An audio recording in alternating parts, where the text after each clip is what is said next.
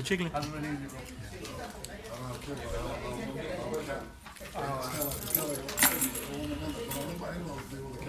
completely different story. That cat drives me crazy, man. So you're good? You're good with the time? We got a minute. Yeah, I'm good. Whenever you're ready.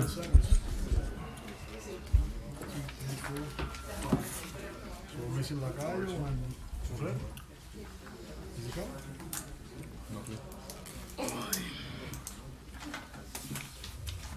JC, did you reach out to all the commissioners? Yeah. For tonight? Yeah.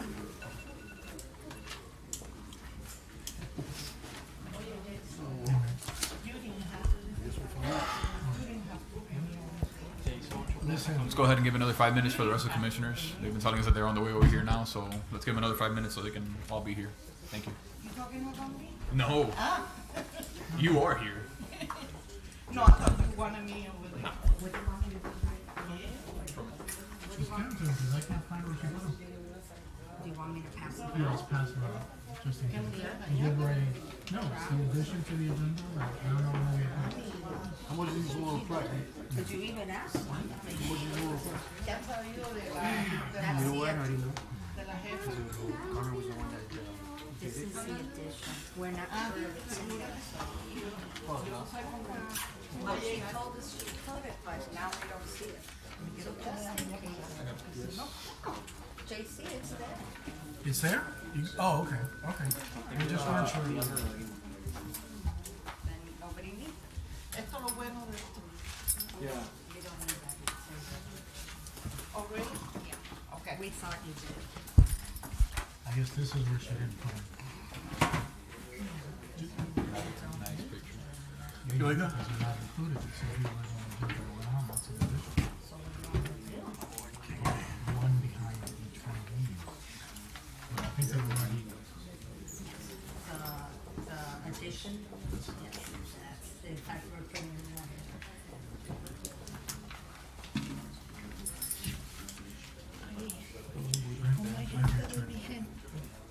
Don't spill it. Don't spill it. No, I'm talking about the one from here.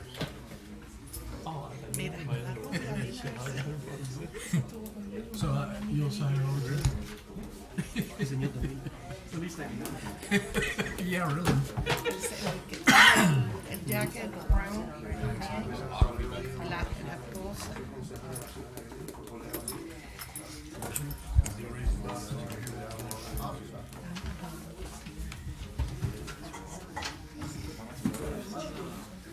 What's up, David? How's that campaign going, man?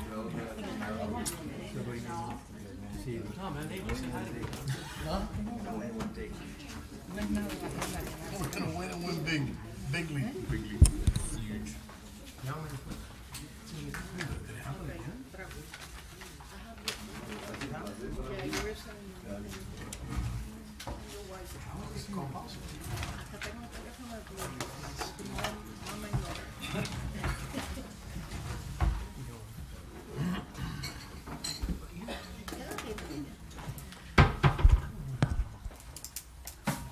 She says come.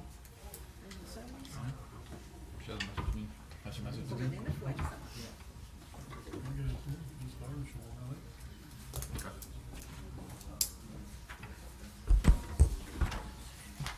Good evening, everybody. We're going to go ahead and start. Welcome to the City of Sweetwater Regular Commission meeting. Meeting date Monday, February 3rd, 2020 at 8:03 p.m. Commission Chambers, 500 Southwest, 109th Avenue. Roll call, Mr. Clerk. Clerk notes the absence of Mayor Orlando Lopez, Commissioner Sofia Lacayo. Let's all stand for the Pledge of Allegiance and remain standing for the invocation.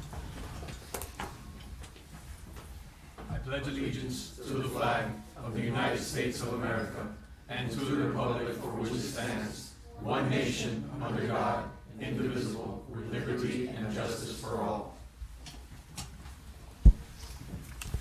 Dear Heavenly Father, we come before you, Lord, and we give you thanks, Father, on this great day in February, Lord, where we're able to enjoy freedom of the press, Father, and freedom of assembly here, Lord.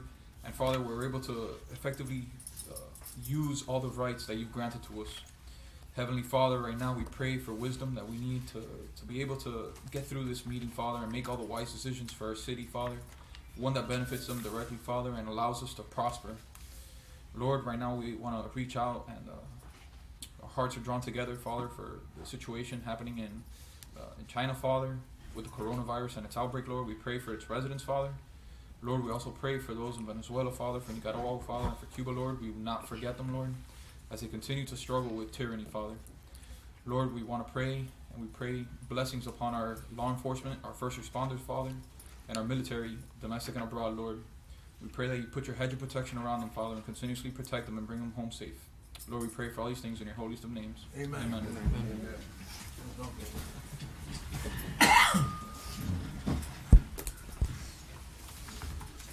Moving on to item number 4, special presentations.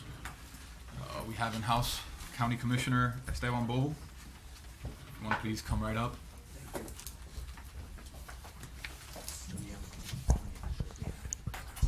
And I'll make sure I sign in to, so I don't get in trouble later. I want to appreciate the time that you've given me to come here and speak to you, and thank Councilman Borrero, who had invited me, and I appreciate the opportunity. My colleagues, we, in 2020, we have probably one of the most important obligations we have as citizens of the United States, and that is to participate in the census. The census is something that goes back to the Bible. In Exodus, God instructs Moses to count your people. Well, that instruction continues to go down generation to generation. And April 1st, we have an obligation to count how many residents we have in our community. I don't need to tell you how important this is for those that care about transportation, education, housing, healthcare issues. Most, if not all, of the funding formulas that help our community are tied directly to population. Very simple. If we allow ourselves to get counted, more money to our community. The county has appointed me as the spearhead of the county's effort for counting all our residents in the community. I just had recently the honor of being named by the governor to the statewide census task force. But I know full well, in order for us to be successful, we need to engage every city, every village, every township, and allow them to be the tip of the spear throughout our county to get counted. Your community, you know your community much better than I do. Your community knows you much better than they know me. You know who the coaches are, the ballet teachers, the business leaders, the agents in our community that could spread the word to allow ourselves to get counted. There's no citizenship question. The information that is provided literally is sealed for 72 years. So, Mr. President, Mr. Vice President, what we ask the City Council here to do is to create your own census committee, create your own census effort here in the town of the city of Sweetwater, so that we could get accurately counted here. Some statistical information. The last census, Miami-Dade County participated at a 74% rate. That means 26% of our residents supposedly are not getting counted. That translates into millions of dollars because, by the way the funding formula works is that for the next 10 years, they're going to base all their funding formulas on the amount of people we report this year. So it's critically important. And we have identified 3 areas that we need to be very concerned with. Number 1, children under the age of 5. For some reason, parents have decided or don't include their children as part of their census count, and that is a travesty. Every child born before or on April 1st counts, and we need to make sure that they counted. The second one, I think, is the obvious, those that are in our community that are undocumented. And we know it's a challenge, and we're trying to engage those that work in those spaces, in those communities, to speak directly. Not let a politician, not let someone that is not usually working with those individuals on a daily basis, let them be the ones that give them assurances. And then lastly, and this is a challenge for our community, is that it's going to be by computer this year. Now, you could still do it long form, you could still do it by phone, but the first interaction that many in our communities are going to have is a prong to go to your computer to fill out the census on the computer. Now, despite the amount of elderly people that are using Facebook, as I've come to learn, there are still many out there that don't have computers. We're going to make our library systems available. The school's also going to open up the schools so folks could go and use those computers. But it's critically important. to use City Hall perhaps as a place that people could come if you have computers available so that people could log on and do the census as quickly as possible. The long-term benefit is to our community. And like I said, well, we encourage you, we ask you to lead the effort here in your community, create your own census community committee, and know that you can tap into the county's website for any kind of information that you need, whether it's downloading logos, create your own logo, but what we want is for Sweetwater to get counted, and to get counted at 100%. And we could do this. In Hialeah, where I'm from, in 1999, we had an issue with efficiencies, and we were very concerned, would we get counted? In Hialeah, we got to 80%, but we were still leaving 20% unaccounted for, and again, millions of dollars on the table that could go to our community, direct programs that could help folks in our community. So that's my ask, that's my request, and we're ready to work with you every step of the way. Thank you, Mr. President. If there's any questions. Mr. Chair, Go ahead. Commissioner, thank you for coming, sir. Thank you, sir. Do you have census staff? Well, my census staff is Alina Garcia and Mark, but the county does have its RER department that is fully available to help with your efforts. And the census is not only providing jobs, which we encourage folks to go to the census website, like census.org or some .gov perhaps, is to go to the census. You could also apply for work there. And the census does have field operators that are going to come into our community after April 1st. So the reason why I ask is a great place to start are elderly centers. And we have four hubs.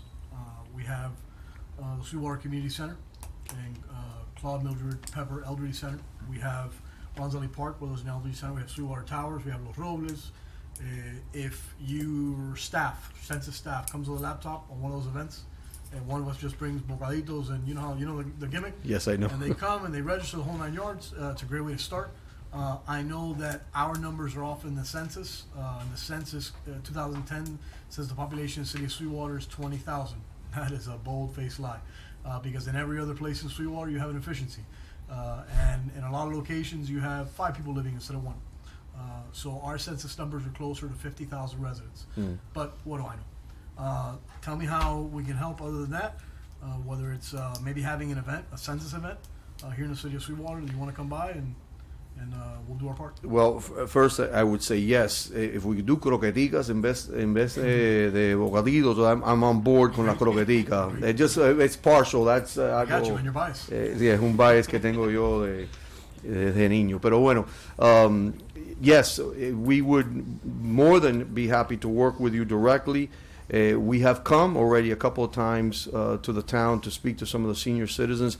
We'll continue to do that. And one of the things that we've asked the county to do is we're going to be purchasing multiple, perhaps iPads, because it could be done on an iPad. All we need is a connectivity to be able to come and encourage people to use it. The one thing we can't do is fill out the census for folks. We could provide them with the tools. We could, if they have it get stuck. But the census is not a very intrusive document. It's basically your name, how many people live in your house, income. They don't ask for Social Security. They don't ask for citizenship, which is critical. Now, you mentioned efficiencies, and we were confronted with that in Hialeah. The only way to get around it, and we didn't do it in totality, was, again, to speak to folks in the community that the pastors, Christian leaders, church leaders, exactly, that could talk to the folks and tell them how important it is to them directly. Because even with the efficiency, and we're not interested in going after them, but what we are is interested in how many numbers. That's a lot of money being left on the table for Sweetwater. A lot of money, and I think we just got to work it all the way through April 1st and let them know, hey, avoid them knocking on your door. If you fill it on April 1st, you avoid census coming to knock on your door, and they will knock on your door if you haven't filled it up by the end of April. Thank you, sir. Yes, sir. Thank you. Stephen, thank you for coming to the Thank city. you. Welcome. Yes. One of my concern will be there's, and you're probably going to be agreeing with me on that. There's going to be people that, sons, daughters that leave the house and they go to another state Yes. to do their the study and Mhm. whatnot. Do they have to? Do you count them with that, or no? Do you understand my question? Yes, I do, and I'm confronted with that situation right now. My daughter's up at Florida State. On April 1st, she has to count in Tallahassee. Okay. So I can't include her in my census count here because she's not living here, she's living in Tallahassee. The litmus test is about 6 months. If the person lives less than 6 months or more than 6 months in a location, they have to count where they're living. Obviously, she's living in Tallahassee, so she has to count there. Okay.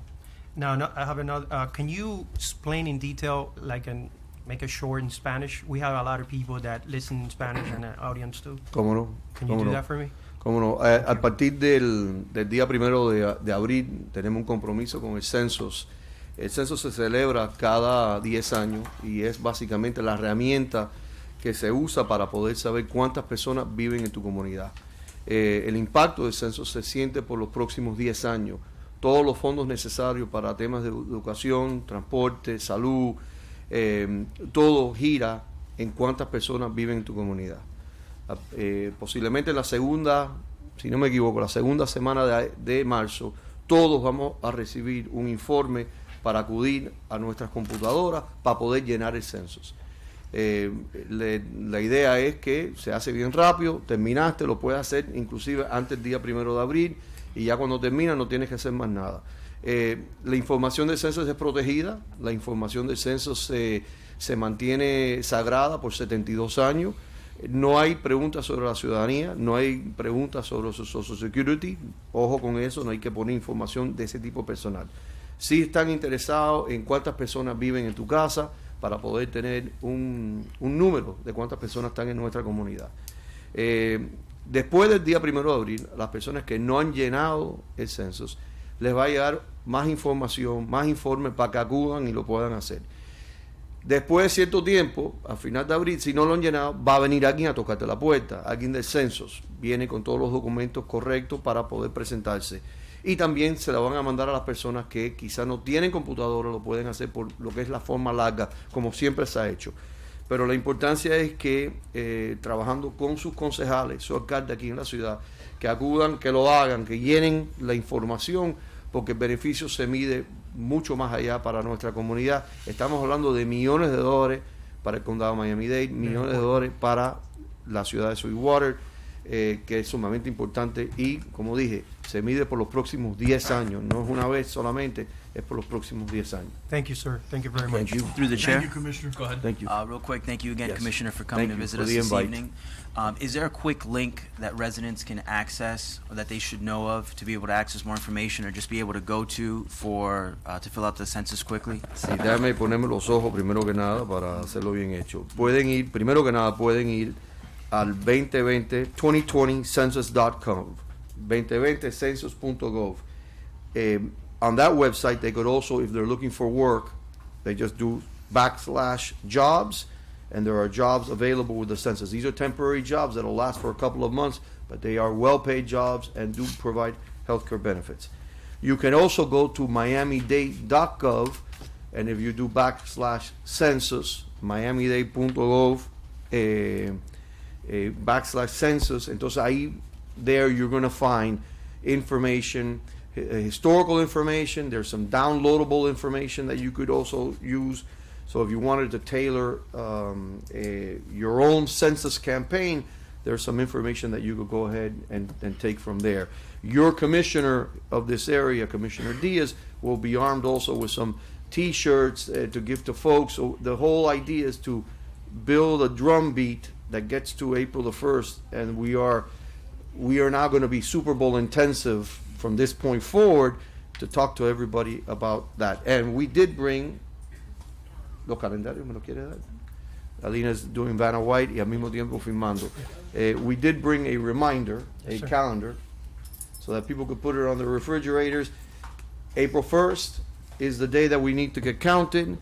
At the bottom, there's information to contact with my office. As I said, I am the liaison for the county and also a member of the statewide task force to make sure we get counted.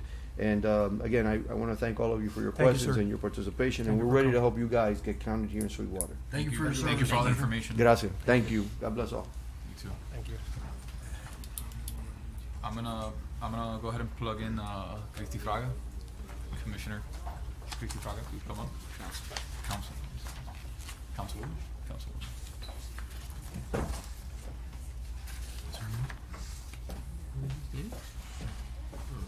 Thank you. Good afternoon or good evening, commissioners. Thank you for having me here today.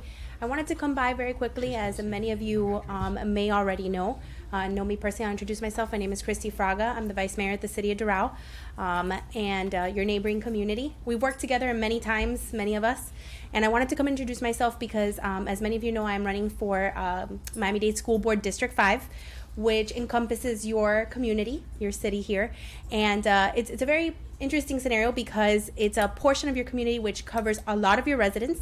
However, it doesn't actually cover the school in the community.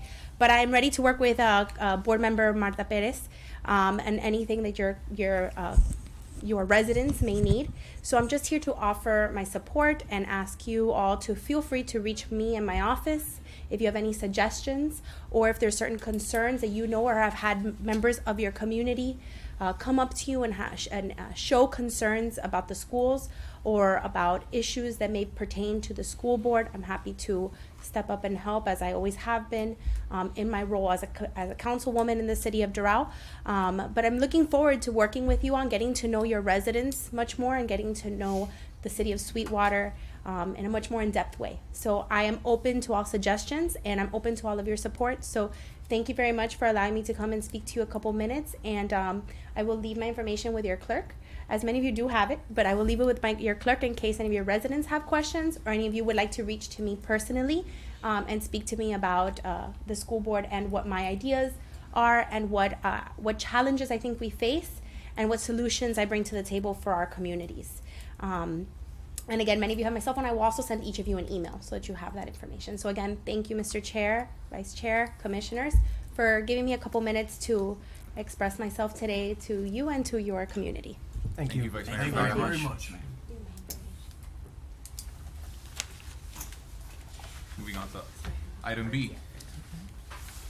It's going to be the presentation of Christmas House Program Awards 2020. Commissioner Saul Diaz. Yes, sir. Buenas noches.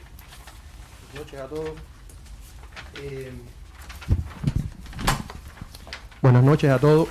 Esto es lo de Christmas. La comisionada ¿cómo se llama ella?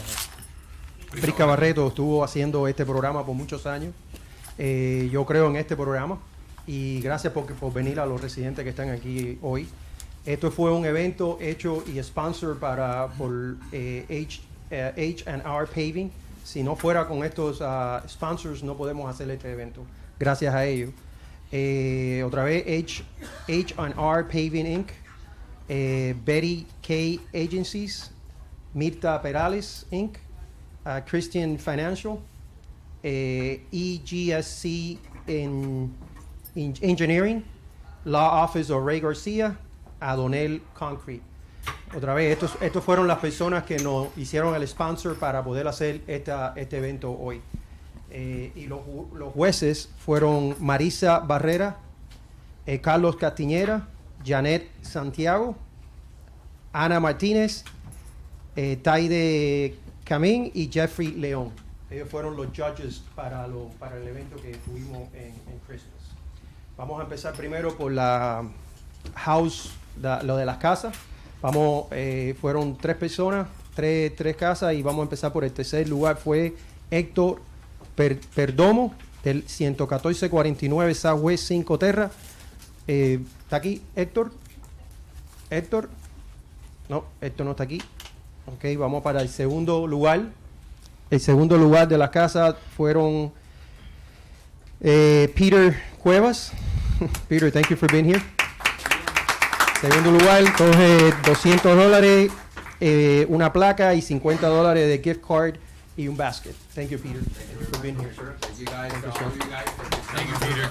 Wonderful program you guys hold. Thank you, Peter. I appreciate you participating. Thank you. Gracias, Peter. Thank you very much. El primer lugar de las casas va a ser Daniel Vinat.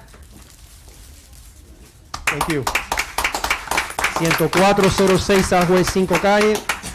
Se va con un cheque de $300, una placa y $50 con gift card and a basket. Thank you very much. Congratulations. Thank you for participating. Thank you. Thank you, sir. Thank you for. Yes, sir. Yes. Gracias. Can you take a picture? ¿Puedes tirar una foto? You don't mind? Can you take a picture? Thank you. Thank you guys for being here. Thank you for participating.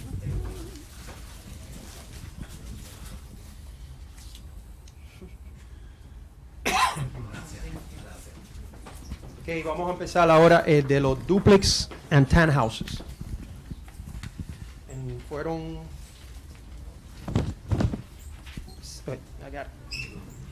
seis lugares. En el sexto lugar, Xiomara Pizza. Xiomara Pizza, 111.95, Southwest 7 Calle. ¿No está, Xiomara? El quinto lugar, Tania Vanos. 110.27 Southwest 6 Calle. Va a recibir $50 y una placa. Gracias. Thank you, Tania. Thank you, Tania. Appreciate it. El tercer lugar, Jesús Cordero y Elsa Hernández. 112.53 Southwest 5 Calle. Oh, no, dale entonces, no, hay skip one. Dale ella, ella es el tercero. Yeah. Gracias. Thank you very much. Gracias por participar. Gracias. El cuarto lugar, Judith Sánchez. Esa es la que no estaba aquí. No, Judith Sánchez. Yeah, ella no estaba. Ok, el segundo lugar de los duplex y townhouses, Susel Orach. 112.72 Southwest 4 Calle. ¿No está? Susel. Y el primer lugar, Iliana Aguiar. Oh my God. 364 Southwest 110 Avenida. Se lleva un premio de $300, una placa y $50 de gift card and a basket. Thank you very much. Thank you very much. Thank you. Last but not least. Oh, we got two more guys. We're going to apartments. Vamos para apartamentos. En cuarto lugar, Esther González, 45 Southwest 116 Court. Gracias, Esther. Gracias por participar. Un gift card y una placa de $50. Gracias. Thank you very much. Tercer lugar se lleva, es para Iván Machado y María Silva, 116.53 Southwest 3 Calle, apartamento 105. ¿No está? Ok, vamos para el segundo lugar. Bianca Vega, 114.31 Southwest 7 Terra, unidad B201. ¿No está? Ok. Y el primer lugar, Elisa Plazas, 121 Southwest 109 Avenida, apartamento M7. Ella siempre, todos los años, lo deja de lo más bonito. Muchas gracias, señora, por participar. Se lleva $300, una placa y $50 en una tarjeta y un basket. Thank you very much. Okay, and last but not least, the trailer park. En los trailers, el tercer lugar, Gregoria Rodríguez, 111.18 Northwest Primera Terra. Gregoria Rodríguez. Gracias. Thank you very much. Thank you, everybody. Segundo lugar, en los trailers, Magdolia Pacheco, 110.25 Southwest 3 Calle. Magdolia.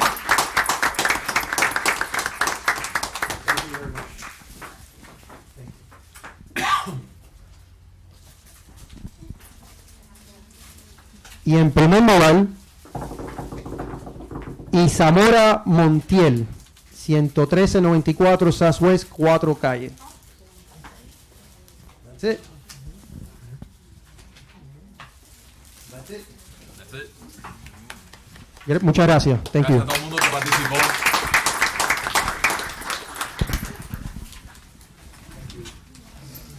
Thank you, guys. Thank you, Mr. President. Thank you for hosting the event. Moving on to item number 5, presentation of Employee of the Month Award. The mayor nominates Dan Gorey as Employee of the Month. Dan Gorey. Well deserved. Congratulations, Dan.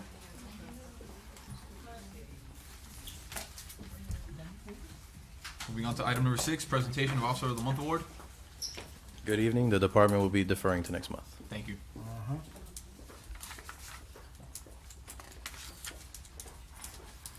Item number 7, reports of officers, boards, and committees. Additions and deletions to the agenda. We have, No addition. I want the 4-day rule. You, okay. okay, so there'll be no additions to it. What was the addition? The item attached for meeting times. Okay. Is there anybody that wants to move any of the items up or down before we move forward? Okay, so. One moment, item number Commissioner, 9. the addition to the agenda, the 4-day rule has been evoked. Right. Yes.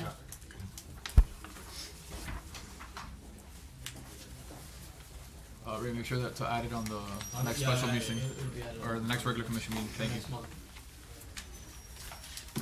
Item number 9, petitions, communications, and remonstrances. We're going to start with Cesar Araluce. He's gonna need a translator. Cuenca, would you be so kind to translate? Thank you. Buenas noches, mi nombre es César Araluce, vivo lo que es en la 11231 Southwest 5 Street, Miami, Florida, con el 533174. El motivo de... Deja que él traduce. Okay. Thank you. Good evening. My name is Cesar Andaluce. I live in Araluce. Araluce. Araluce. Araluce. 11231 Southwest 5 Street. 11231 Southwest 5th Street. This is my address. El motivo que yo vengo esta noche es para hacerles saber que el pasado martes a las 2 de la tarde se hizo una reunión en el cual los ciudadanos de aquí no estábamos enterados y creo que eso no debía ser a esa hora, porque a esa hora casi la mayoría de las personas están trabajando y se iba a discutir ciertos asuntos que la comunidad tenía que enterarse, y creo que eso no debía haber hecho. Aparte, otra cosa que iba a decir también con el problema de la rotura de la calle. César, deja que entre. The reason I'm here is because there was a commission meeting last week at 2 p.m. and I feel that that was unfair to the residents that lived here, because there were items that were discussed that the residents should be aware of and should participate in, and I just feel that was unfair and it wasn't right for you to do a meeting at 2 p.m. No sé en qué va a parar lo que es, si van a reparar lo que es las aceras, porque el nivel cada vez que llueve el agua se va por encima de las aceras. Ahí se encharca demasiado lo que es el agua y produce lo que es mucho mosquito. O sea, hay crianza de mosquitos y supuestamente se están haciendo otras nuevas construcciones, como el de la 107, me estoy enterando, que se le va a dar prioridad. Ahora, la pregunta mía es, ¿cuándo nosotros los residentes, que no estamos en lo que es en las áreas céntricas, se nos va a resolver lo que es la situación de nosotros? The reason I'm here is because there's word that there's going to be development of the sidewalks and the drainage systems, and my street in particular is always flooded and is a haven for mosquitoes breeding. I understand that there's a priority for 107th Avenue, but my question is, when will the residents of areas that are not central to the city receive the same drainage system repairs and upgrade? Eso es lo que tengo todo por el momento. que decir. Que pasen buenas noches y espero su respuesta. Gracias, César. This is all I have for the moment. You have a good evening. And I await your response. And I wait your response. To the chair. Go ahead. César, te voy a dar las respuestas. Sí. I'm going to give you the response. The City of Sweetwater Commission Sí. does not, and I'll say it in English and then in Spanish, the City of Sweetwater Commission is in charge of the legislation, and we hold the purse of the city funds. The mayor, as the CEO of the city, decides what projects to initiate, when and where. Unfortunately, a lot of commissioners are looking at trying to fix the drainage issue on Southwest 5th Street between 112th Avenue and 114th Avenue, as I'm sure that's the street that you're referring to, especially the puddle that accumulates in front of your home, where you can't get out of your car, where you have to actually park on the sidewalk or on your property in order to get out of your vehicle. I've seen your house, and I've known you for many years. There are several commissioners up here who are all for fixing the drainage, streetway, and roadway improvements on Southwest 5th Street between 112th and 114th Avenue. For whatever reason, the mayor has decided to oppose that. I know that the majority of the commission is for trying to assist those residents, but for whatever reason, we're having some political infighting, and we're not coming up to a general consensus. So I can tell you the intent is there, but unfortunately, we're dealing with some political infighting. Ahora te lo voy a traducir. Usted está hablando específicamente sobre la calle en la 112 Avenida, entre la 112 y la 114 Avenida en la 5 calle de Southwest, donde estamos tratando de arreglar las calles, las aceras y el drenaje, específicamente enfrente de su casa, donde hay un charco de agua de casi 6 pulgadas todos los días. No importa si llueve, si llovió hasta una semana y media, enfrente de su casa hay un charco de agua. El señor que se sienta a su lado, tienen personas que no usan la calle, van adentro del driveway de él para evitar el charco. La mayoría de la comisión está totalmente de acuerdo de ayudar las 5 calles entre la 112 y la 114 Avenida. Desafortunadamente el alcalde ha decidido de ser un oponente sobre ese pedazo de legislación. No entiendo por qué, pero creo que tenemos que seguir enfocando en tratar de lograr esa victoria. Como tenemos muchos pedazos de legislación aquí en la ciudad de Sweetwater, no siempre vamos a estar de acuerdo. Quizá el alcalde tiene otra visión, estoy tratando de ser un caballero, pero estamos tratando. So, en vez de yo decir sí, gracias, no decir nada, te quiero dar una respuesta porque te lo mereces. Ahora sobre por qué tuvimos una reunión el lunes pasado. Why do we have a meeting last Tuesday at 2 p.m.? The mayor called for a special commission meeting. El alcalde llamó por una reunión de la comisión especial donde se debatió, creo que eran 11 pedazos de legislación. Hay una ordenanza en la ciudad de Sweetwater que la reunión normal tiene que ser a las 8 de la noche, pero reuniones de emergencia, reuniones especiales pueden ser a diferentes horas si 4 comisionados votan. Ahora yo te voy a decir algo, yo soy la primera persona que voy a fajar por los derechos de los residentes, pero aquí en este cuarto ahora mismo hay 8 residentes. So, cuando tenemos 8 residentes y no los mismos 8 vienen a las reuniones, si tenemos un pedazo de legislación que es lo que se llama time sensitive, we have a piece of legislation that's time sensitive, and sometimes we have to vote upon that at 2 o'clock in the afternoon. It's not to disrespect the residents, no es para faltar el respeto a los residentes, es que quizá hay una urgencia. So, tú sabes que no soy amigo del alcalde, pero él llamó esa reunión de la comisión porque él pensó que era urgente. Había ciertos pedazos de legislación que sí eran urgentes. Yo no estoy aquí para defenderlo. Si él quiere venir a la reunión de la comisión para defenderse, ese es el problema de él. Pero te quiero dar la respuesta que se merece. ¿Ok? Mandar ayuda. Building up on that, there's been, I tried to put a piece of legislation to see if we can curtail that type of early meetings, and it was 4-day ruled. That's fine, so it's going to go on the next commission meeting. Also, Ray, can you follow up and see where the administration, or rather said JC, follow up where the administration is on the reply that they owed us back in November of last year with my legislation in terms of, actually October of last year, of what was going on with Southwest 5th Street. the legislation that I passed was requiring that as of October, I want to say it was September. It was passed in September for October. For October, they were supposed to give us a response as to what plan they were going to come up with to fix Southwest 5th Street, because that is a deficient street. It's not a preference or anything in that manner. It is a deficient street that is causing already unsafe conditions. So you can please follow up on that and send an email to all the commission on the administration's response. Thank you. Lo voy a decir en español. Yo ahora mismo yo puse una legislación para tratar de parar ese tipo de meetings a las 2 de la mañana, a las 2 de la tarde, porque yo entiendo que los residentes están trabajando y que no van a tener la habilidad de estar aquí. Si se va a votar en una de esas special commission meetings de las 2 de la tarde, a donde todo el mundo está trabajando, eso tiene que ser, de la manera que estoy escribiendo la legislación, tiene que ser aprobado por 5 comisionados, y que tienen que tener 2 semanas de anticipación, porque si alguien quiere hablar tiene que hacer lo necesario para fallar un día si tiene que fallar un día. Entonces eso es lo que estoy tratando de pasar aquí. Ahora mismo lo puse muy tarde, va a ir en la próxima agenda del mes que viene, porque es una ordenanza. Arriba de eso, en septiembre del año pasado, y Cuenca sabe de lo que yo estoy hablando, yo pasé una legislación para arreglar la carretera de ustedes, las 5 calles, porque era deficiente.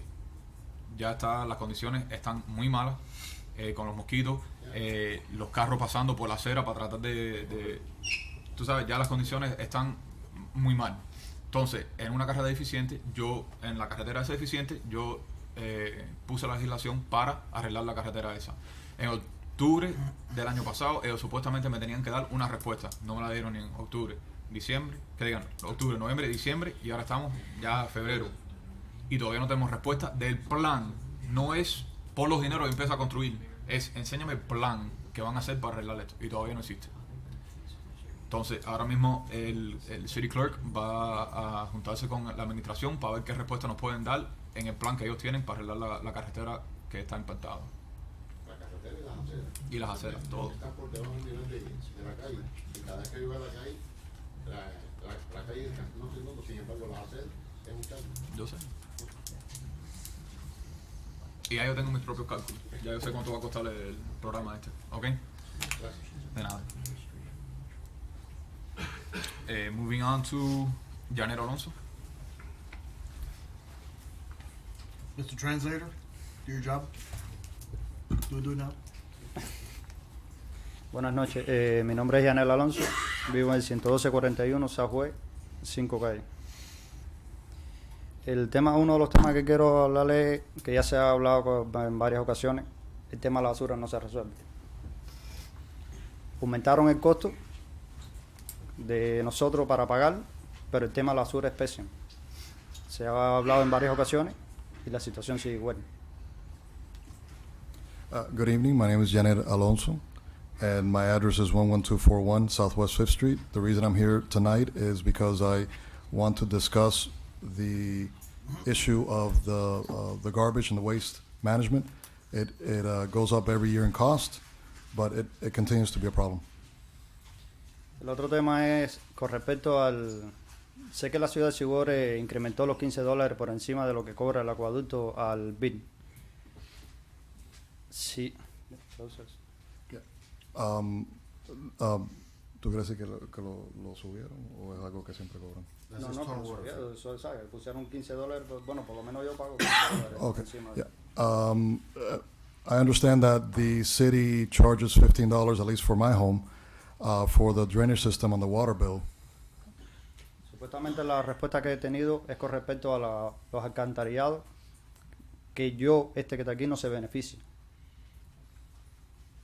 The response I've received for justifying the $15 charge is because of the drainage system, which I do not receive benefit from that. Entonces, si la razón es que están cobrando los $15 para mejorarle el lío a los alcantarillados, se supone que aquí en la ciudad de Sweetwater pusieron una turbina, han puesto tuberías nuevas. The reason for the $15, as I understand it, is that the city has placed new pumps and new drains somewhere in the city. Quería saber si había alguna forma que ustedes me ayudaran yo pago $88 de seguro de inundación. Si se supone que están cobrando $15 porque para que los alcantarillados no tengan cierto tipo de problemas, se hicieron arreglos aquí en la ciudad de Sweetwater. Si hay alguna forma de cómo yo poder no pagarle seguro de inundación, se supone que ya es una zona que no está afectada. O sea, si hay algo a donde yo me pueda, no sé, pueda referirme, pueda hablar, pueda haber alguien que me pueda ayudar con respecto, que no es necesario que yo pague ese seguro. So I currently pay $88 for flood insurance, and given that there's been improvements in the city with the flood issues, I want to know if there's a way to remove flood insurance now that supposedly the city has improved the flood issues in the city itself. Through the chair. Go ahead. Anybody want to take this? Me? No? I'll go ahead. Because I know. I don't think he's finished. ¿Ya terminaste? Desafortunadamente, con lo que es de las inundaciones, eso es determinado por South Florida Water Management District. Ellos tienen un mapa que ellos lo sueltan, no quiero decir todos los años, pero yo creo que ellos lo actualizan entre 3 a 5 años. Ellos sueltan un mapa nuevo y dicen, esta área ahora es, tú sabes, tiene la habilidad de tener inundación. Entonces, dependiendo de eso, es cuando los seguros vienen, tocan la puerta y dicen, ahora tú necesitas seguro de inundación, sí o no. De lo que viene de los $15, honestamente... No. Yo no me estoy oponiendo a los $15. No, yo entiendo. Yo lo que quiero es... yo sé que ya lo pusieron y eso es una cosa que eso discutiblemente... supuestamente, por lo que me ha dicho el alcalde, es para beneficio de las alcantarilladas. Yo lo que estoy buscando de alguna forma, si cuando vuelvan a pasar el censo ese, si hay posibilidad de que ya esa zona no es seguro no está en ese límite, ¿sabes? Que yo pueda resolver ese problema. Go ahead. Hay una, como le dijo el comisionado Díaz, South Florida Water Management es quien regula de cierta forma lo de tu seguro de inundación. Pero hay una forma, no te puedo dar detalles con eso, pero en el website de South Florida Water Management District tienes una forma donde tú puedes preguntar por some kind of elevation,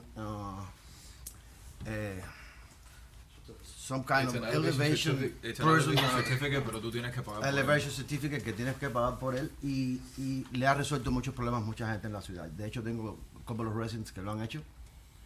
Tengo uno que lo está haciendo ahora también. Yo te voy a guiar con respecto a eso, porque yo conozco gente que lo están haciendo. Y con respecto a lo de los $15, I believe those $15 are stormwater, right? Yes, through the chair. ¿Qué es lo que pasa? Que si se usa, perdona Marcos, I'm sorry. Si se usa en limpiar los drenajes y demás, usted dice que no es afectado porque yo sé que donde tú vives no hay drenaje, pero si tú no limpias los drenajes alrededor de tu casa, eventually your house is going to get affected, ¿me entiendes? Se va a afectar, porque si no limpias aquí, se te va. No, lo que pasa es que como yo le he explicado, o sea, para poder llegar al final, si se supone que ya, por ejemplo, se está pagando para eso, se está limpiando los drenajes y todo eso, o sea, si ya por lo menos esta compañía se le puede decir, mira, hay esta situación, creo que no es necesario de que mi casa esté en un lugar donde sea de inundación, ¿tú sabes? Es el punto donde yo quería tratar de llegar. All right. Through the chair. Go ahead. So, in respects to your original, te voy a responder en inglés, pero your original complaint about the garbage. Originalmente usted se quejó de la basura. Estoy totalmente de acuerdo con usted. Yo creo que la compañía de basura que tenemos es una basura. I second that. Lo que yo presenté legislación para eliminar esta compañía, para iniciar nuestros propios empleados con nuestros propios camiones como se hacía antes. Pero desafortunadamente la política en contra de la eficiencia, ese voto no pasó. Y eso no fue esta comisión, creo que fue la última comisión hace 2 años. Yo estoy tratando de hacer eso. Desafortunadamente por el contrato ahora se aumentó. Ahora estamos pagando creo que $33.13 al mes cada casa. Si haces la cifra, cada casa y cuántas unidades hay en la ciudad de Sweetwater, es mucho dinero. Estamos tratando de resolver ese problema. Segundo, el drenaje o el special assessment que usted pagó, no special assessment, el aumento de $15 que usted pagó, de $15 a month, Stormwater fee. that you're paying for stormwater fee, which is in addition to. Estás pagando adicionalmente, es un aumento. Nosotros no aprobamos ningún aumento. Esa es la parte que creo que usted no ha explicado bien. We never approved the $15 increase to stormwater. Stormwater was increased, and that's not something done by Miami-Dade County. That's something that we do. Now, we have to investigate to see why there's a $15 increase across the board, because we didn't do it. So I'd like to find out why, and I'll be asking the mayor. I'm sure I won't get a response. And then what was the third question? Oh, as far as the elevation is concerned, lo que usted está hablando sobre el estudio de flooding. Desafortunadamente, para nosotros como una ciudad, salir de esa zona de inundaciones, nosotros tenemos que pagar ciertos estudios como una ciudad. Estamos en el procedimiento de hacer eso. Pero ese procedimiento se empezó cuando el comisionado Luis Borrero estaba en la oficina de Grants. I don't remember doing that. Y eso es un procedimiento que ya lleva como 7 años. Estamos haciendo más como una ciudad de salir, porque ya la ciudad no está sufriendo las inundaciones que sufrió en el 2000. Pero lo que dijo el comisionado Isidro Ruiz es cierto. Si usted paga, y creo que si no estoy equivocado son $400. Yo te dejo saber cómo te se puede hacer el estudio y lo hacen en que creo que es el radius de tu casa y como 100. No, more than that. Like 1000 pies algo así alrededor de tu casa. Lo que no lo hagas ahora. Porque no sería buena idea. Espero un rato. Espero un rato, que creo que se va a resolver. No, solo estaba tratando de... Y te estamos dando la información que usted se merece. Usted viene para hacer preguntas y te estamos dando cara. Ok, with that I yield. El tema de la basura, le voy a explicar cuál es el simple detalle. El camión de la basura tiene, donde agarra el tanque, lo tiene en el lado derecho, que es donde ellos cogen, enganchan el tanque. Ellos se paran al frente de mi casa para recoger los tanques míos, el tanque mío y todo. Entonces, por eso es que le digo que el problema de la basura ha sido empeorando. En el lado izquierdo de mi driveway me dejan 2 tanques. En el otro lado me dejan el mío y el del vecino. Cuando mi esposa o llego yo tengo que repartirle el tanque a los vecinos, porque todos están en el centro del driveway mío. Por eso es que le digo que es pésimo el sistema. Si que sacan el tanque del lado allá y vienen aquí, ¿por qué no lo devuelven? ¿Por qué me lo dejan a mí aquí? Vagancia. Tú sabes, pero lo tiran, lo dejan en medio del driveway. Mi esposa tiene que dejar el carro en medio de la calle, bajarse, quitar los tanques para poder entrar a mi casa. Ese es uno de los problemas, tú sabes. Porque no lo devuelven de donde lo cogen. Yep. Gracias. Gracias a usted. Thank you. Don't go too far. Up next, Jose Cuenca. Mr. Cuenca. Good evening, everyone. I'm here to ask about the reserve account that the city has. What is the purpose of the reserve account? Which one? How many reserve accounts does the city have? Several. Several. Reserves, contingency reserves. Which one are you referring to? Do you have any reserve accounts that are Sorry, through the chair. It's okay. Do you have any reserve accounts that are dedicated for the pension of the city? It's not a reserve account. It's an actual pension line item. Correct. So there's a pension account for the pension of the city. Mm-hmm. Yes, sir. Last week you were discussing a reserve account, or was it called something different? Last week it was an unbudgeted item because there was a shortfall for 2 former elected officials. And they moved monies, or voted to move monies from reserves to that particular line item, which is what's legally supposed to be done. So the monies were, since there's a shortfall, whenever we're in a shortfall, we go to reserves or contingency reserves. And that particular scenario went to reserves. The city, for elected officials, I understand, has a defined benefit plan as a pension plan. Is that correct? Yes, sir. Is a defined benefit plan more expensive than the defined contribution plan for the city? Say it again. Is a defined benefit plan more expensive than a defined contribution plan? for the city. You're, maybe I'm not understanding your question. So let me see if I can ask it. Okay. See if that's where you're going. Okay. Is the benefits package for an elected official different than for an employee? Is that what you're asking? No, a defined contribution plan would be, for example, 401k plan type. This is not a defined contribution plan. Right, no, I understand that. But what I'm asking is a defined contribution plan more or less expensive than the defined benefit plan, which is what the city has? If I may interject, I think there would have to be certain studies done. I don't think it's possible for one of these commissioners I got to it. answer It's that good. question. I got it. Thanks. I appreciate it. No, each plan is different. Okay. So you're Just saying... gotta ask one specific question. I'll give you the answer Okay. you're looking for. Okay. So the defined benefit plan, what you said it depends. You're saying it depends. Everything it depends. I'll give you for example.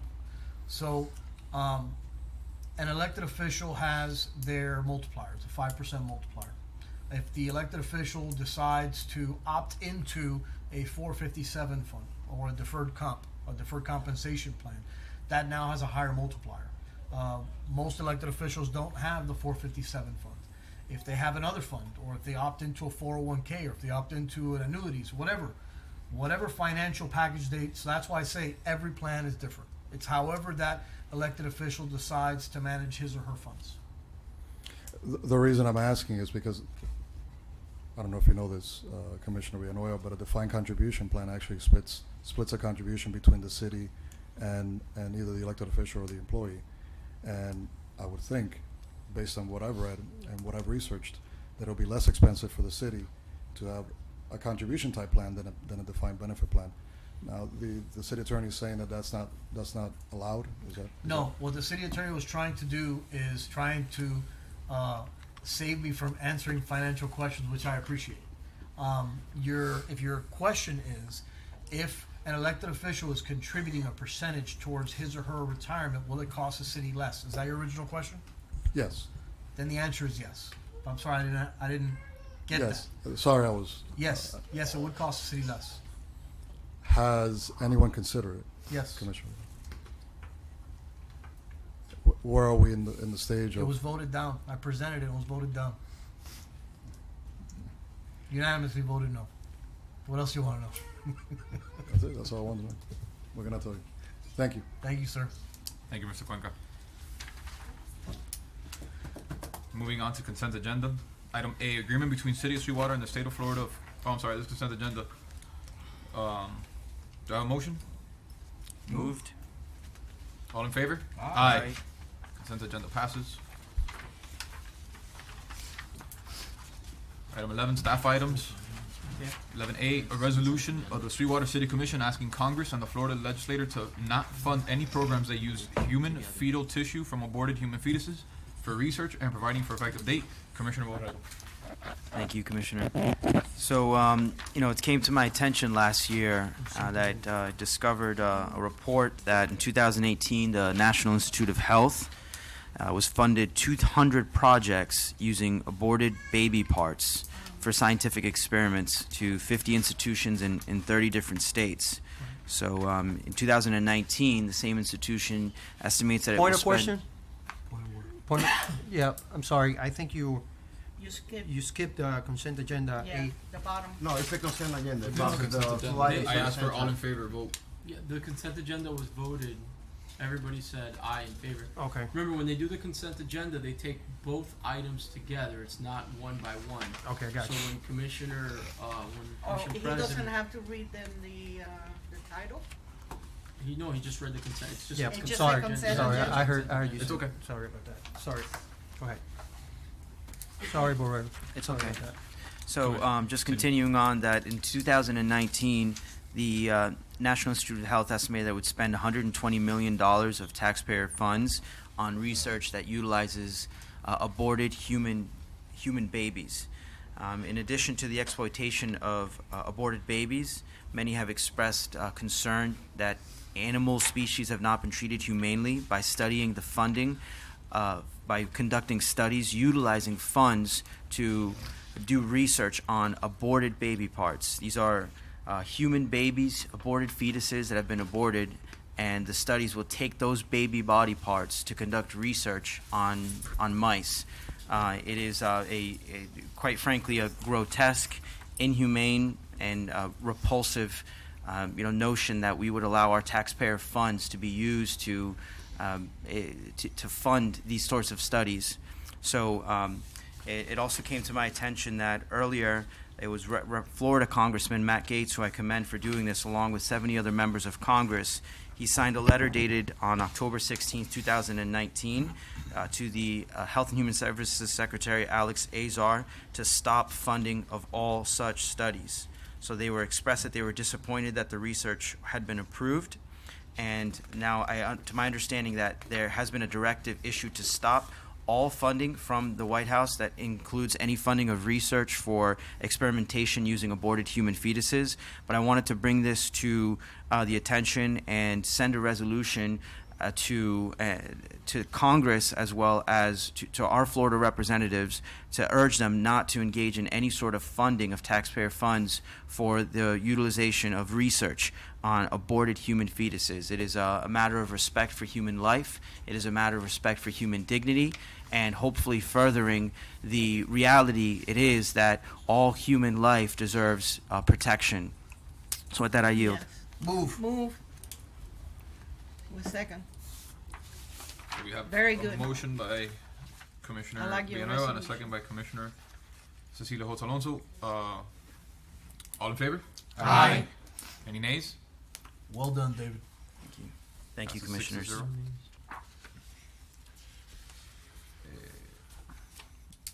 Item number B, a resolution of the Sweetwater City Commission directing the mayor to place a plaque with a picture of Brian next to the artwork donated by the Brian Art Foundation, which is placed in the lobby of the city, and providing for an effective date. Commissioner Villanueva. To my colleagues on the commission, everyone's aware of the Brian Art Foundation. I was asked by Brian's mother to donate this plaque of Brian to be placed next to the artwork that's in the lobby. The Brian Art Foundation, to those of you who don't know, is a not-for-profit organization that is dedicated to children with autism and special needs, free art classes, music classes, dance classes. Brian is one of our special residents here in the city of Sweetwater, and the organization donated their art piece that was done by Brian, and we have it at the entrance of our city hall. And I'd like to ask my colleagues on the commission to pass this item so we can affix this plaque next to the art piece. This plaque does not say the name of any politician. It's the picture of Brian Fernandez Cornejo. It says "Without Limits, March 2019." And if it's approved, that's exactly how it will be next to the wall. So with that, I yield and I ask for my colleagues to please approve this item. Move. Second. So we have a motion by Commissioner Isidro Ruiz and a second by Commissioner Wilfredo. All in favor? Aye. Aye. Any nays? Thank you to my colleagues. Nays. I'm going to go ahead and give the city clerk the plaque, and if you could please, as soon as humanly possible, place this, thank you, place that item next to the artwork. Thank you so much. Moving on to item C. ¿Cómo? Ella estaba aquí. Estaba allá atrás. La que está bien. Ok. Juniel es el que maneja las reuniones, pero seguro que le da. No, tranquilo. Let's take a quick pause. Commissioner Saldias, you want to go ahead and present the award now, the residents here? We're going to take a little pause from the staff items, and we're going to double back so that we can get the residents squared away on the prize. I think I have it here. Hand her plaque and say that? I don't know who she is. Let me see. ¿Su nombre, señora? No. It's not her? No, because they took back the plaques. Yeah, because they had the prizes attached to them. Right.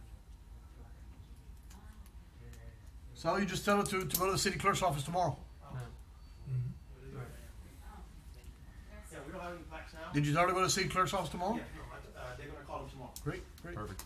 Felicidades. Felicidades, que tenga buena noche. Buenas noches, bendiciones. Eso y otra cosa más. So we're going to go ahead and resume with staff item C, a resolution of the Sweetwater City Commission showing the Commission's condemnation of the efforts to impeach President Donald Trump and providing for effective date. Commissioner Borrero. Thank you very much, Commissioner. So, as I understand it, today, the U.S. Senate were conducting final arguments on the impeachment of Trump, and on Wednesday they will take a vote as to whether or not they will allow further witnesses to testify on, their allegations of the impeachment of Trump. But let me tell you how this all got started briefly. After it was proven that there was no record of any collusion with Russia over the presidential elections, House Majority initiated yet another witch hunt after President Donald Trump. On September 24th, House Speaker Nancy Pelosi initiated the impeachment of President Donald Trump after a whistleblower alleged that President Trump may have abused the power of the presidency. Now, the bases of these allegations stemmed from a phone call between the president and the newly elected president of the Ukraine, Volodymyr Zelensky, whereby the House accused President Trump of pressuring the Ukraine to investigate Hunter Biden. So here's what the president did. President Trump declassified the telephone conversation between himself and the Ukrainian president. He released it to the general public. If that's not transparency, I don't know what is. The entire transcript is now available on the White House website. In fact, it's all available all across the internet for anyone to easily access and read. Now, I've read the transcript, and I believe that any reasonable person would tell you that the president did not pressure the Ukraine to investigate Hunter Biden, the son of the candidate Joe Biden. There was no quid pro quo. There was no collusion with the president of the Ukraine. There was no abuse of power. There was no obstruction of justice. I believe if justice has been obstructed in any way, it has been the denial of the president to receive his constitutional right to due process. For starters, this impeachment proceeding took place in the basement of the House of Representatives. The president, and I say president because he is our president, President Donald Trump, he was prevented from accessing those impeachment proceedings. The president was forbidden from attending. Throughout these impeachment proceedings, the president was denied the right to cross-examine witnesses. The president was denied the right to have access to evidence by Congress. The president was denied the right to have access to counsel during the hearings. The president was not allowed to call witnesses. And to this day, there is still evidence the president has not been allowed to see. Now, one of the paramount staples of due process during trials is the right to cross-examine witnesses and the right to have equal access to evidence. Both have been denied by the president.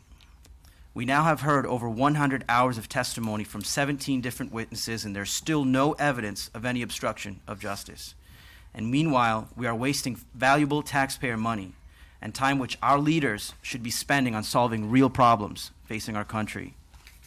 Now, I've talked with thousands of residents in the city of Sweetwater over the last few months.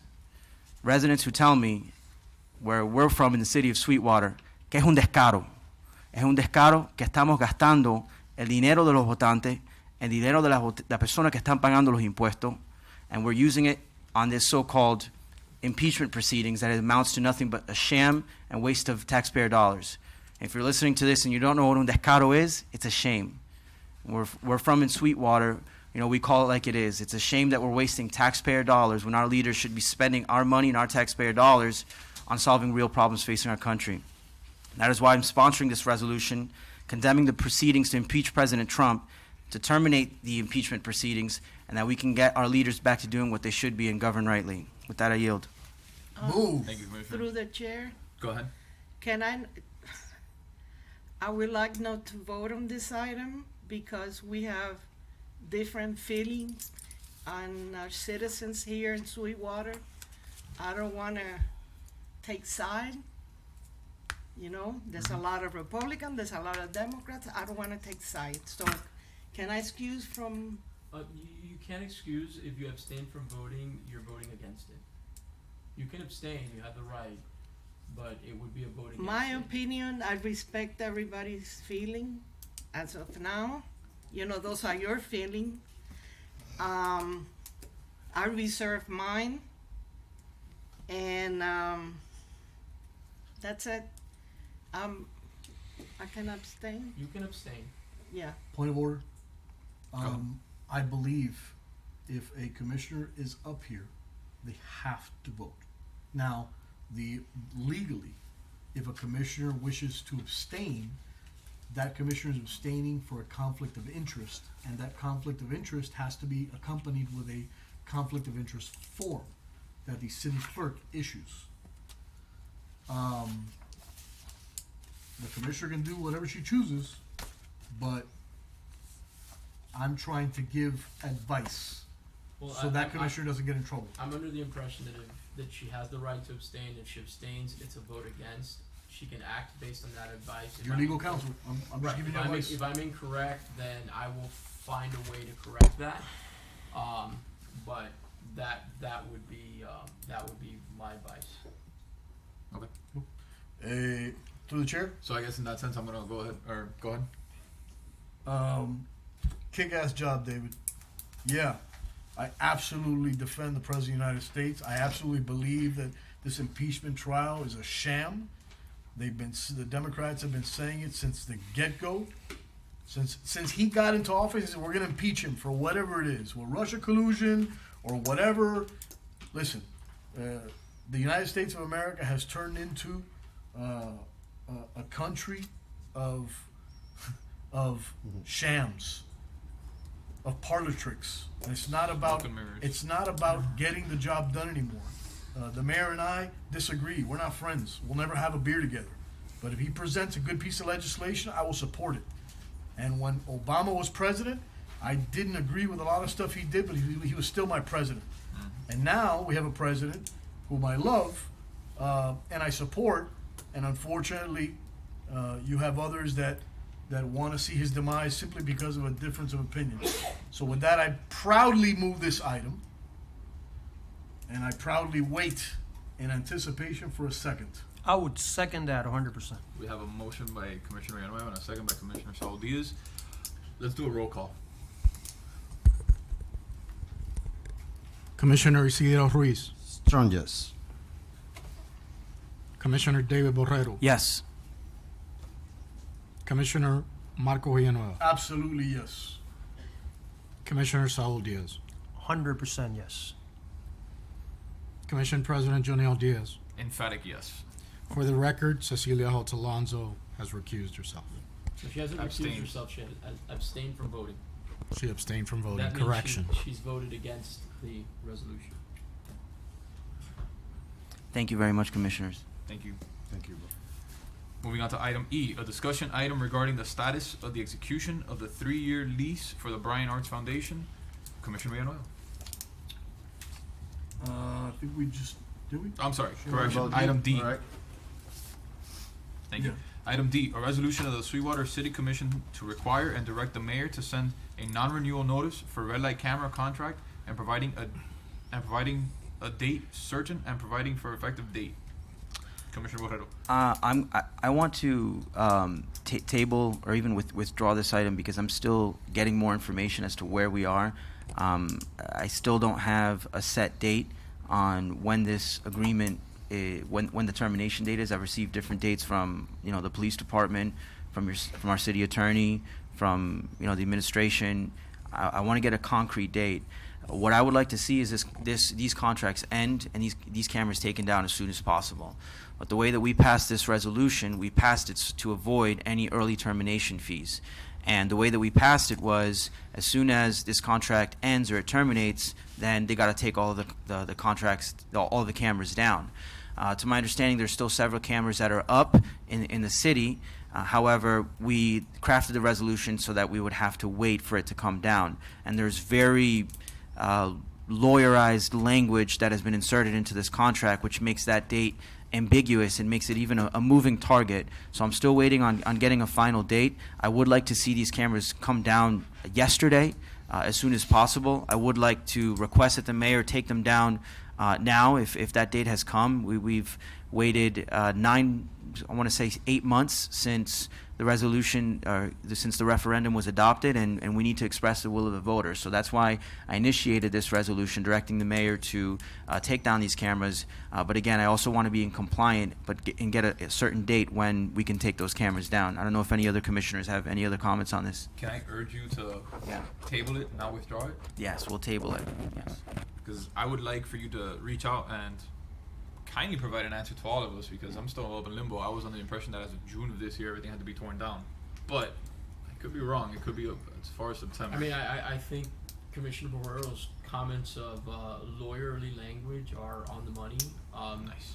It's very difficult actually to calculate because it's based on a certain period of time from the time of the last installation of a camera, and we have to ascertain that date, which I thought at one point we had, but it seems we may not have. Right, and there's even I see what the game is here. And it even seems that the contract was extended even without going before commission approval. You mean he did what? The mayor extended the contract because he felt like without the commission? I'm not saying. I'm not saying that the mayor extended everything. I'm saying. What I'm saying is I have yet to see a specific resolution within my term that authorized an extension of the contract. Not that the mayor has extended anything, so I want to let that be clear for the record.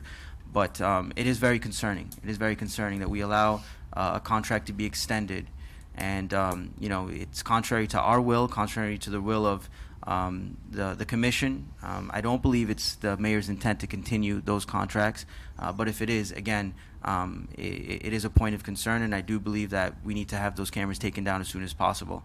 Again, if any other commissioners have any other comments on that, by all means, feel free to comment and let me know, because I'm still at odds. Our city attorney has given me 1 day. Our chief of police has given me another. My interpretation of the contract is a little bit of odds. So, at this point, unless I don't get a solidified date, I just want to move forward with, a directive to take them down as soon as possible. It's actually pretty simple. All you got to do is contact DOT and say when they started the project on Northwest 107th Avenue, and they requested the poles to go down, and then when they were relocated. I was under the impression that we had a specific date on when the last camera was installed, and then it's actually, when you read the contract, it's not actually even the installation. I believe it's the first ticket from that camera. Once the first ticket from that camera is issued, then that's when you count the period of time. I believe that in the abundance of caution, we should still send out some type of termination letter if that is the will of the commission.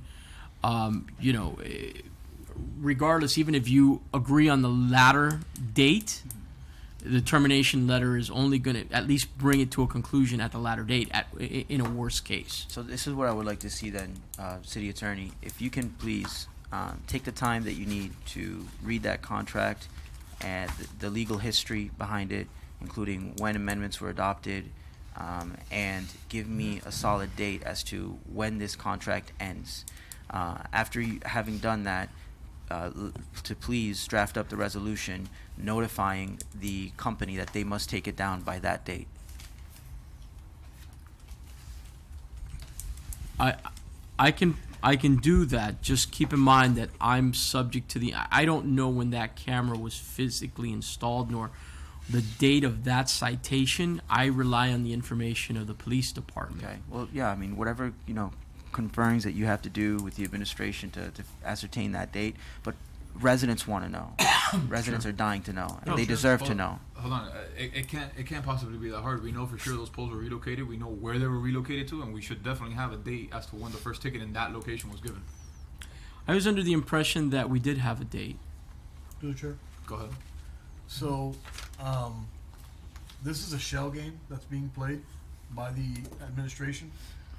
Nowhere in that contract, I have read that contract 14 times, and nowhere in that contract does it stipulate that the commencement of the new term begins when the first red light camera ticket is issued upon that new camera site.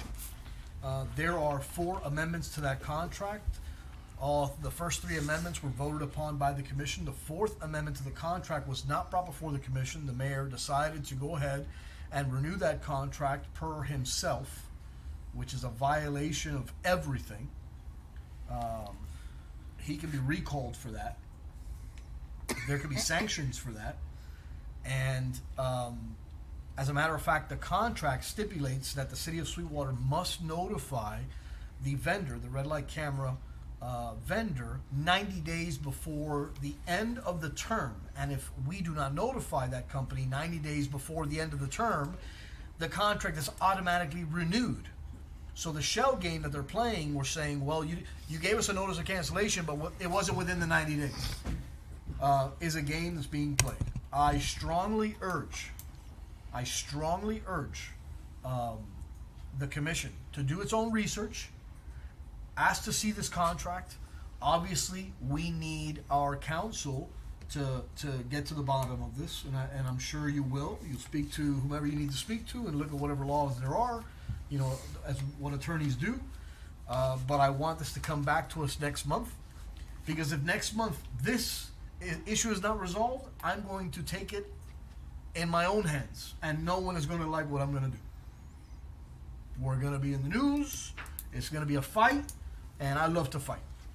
So I strongly recommend to this commission, figure out a way to do this amicably, like ladies and gentlemen, and let's go ahead and put an end to this issue, because if not, we're going to end up in court.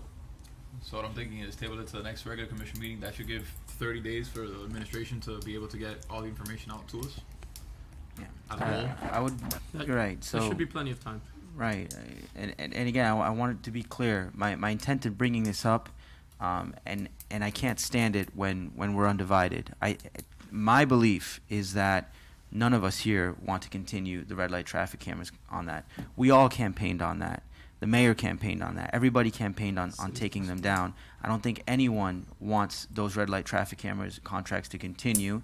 So I would urge anyone who is going to take any sort of definitive action on this to be amicable, to be professional, and to let's put our best foot forward in resolving this.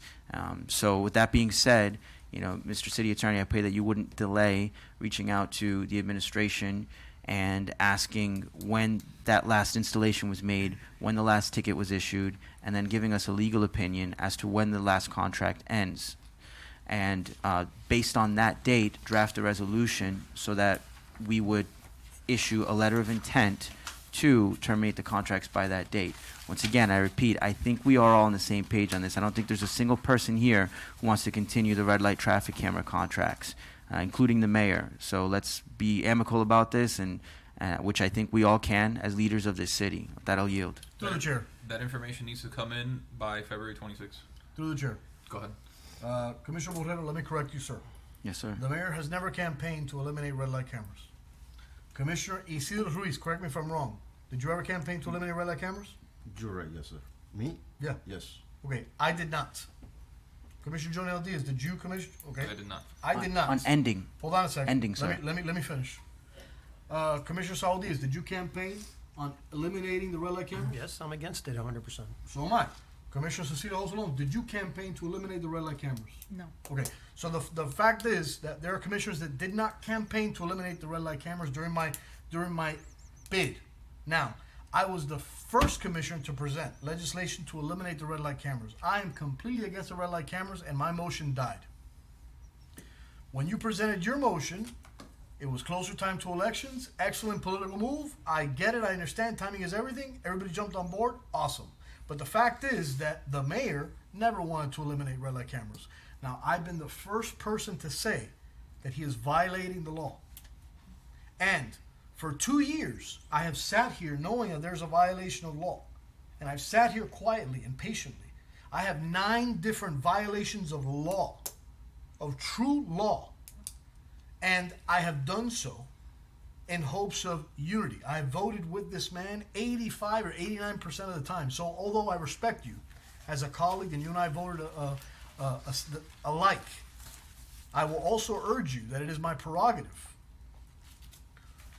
as a commission, as an elected official, to hold people accountable.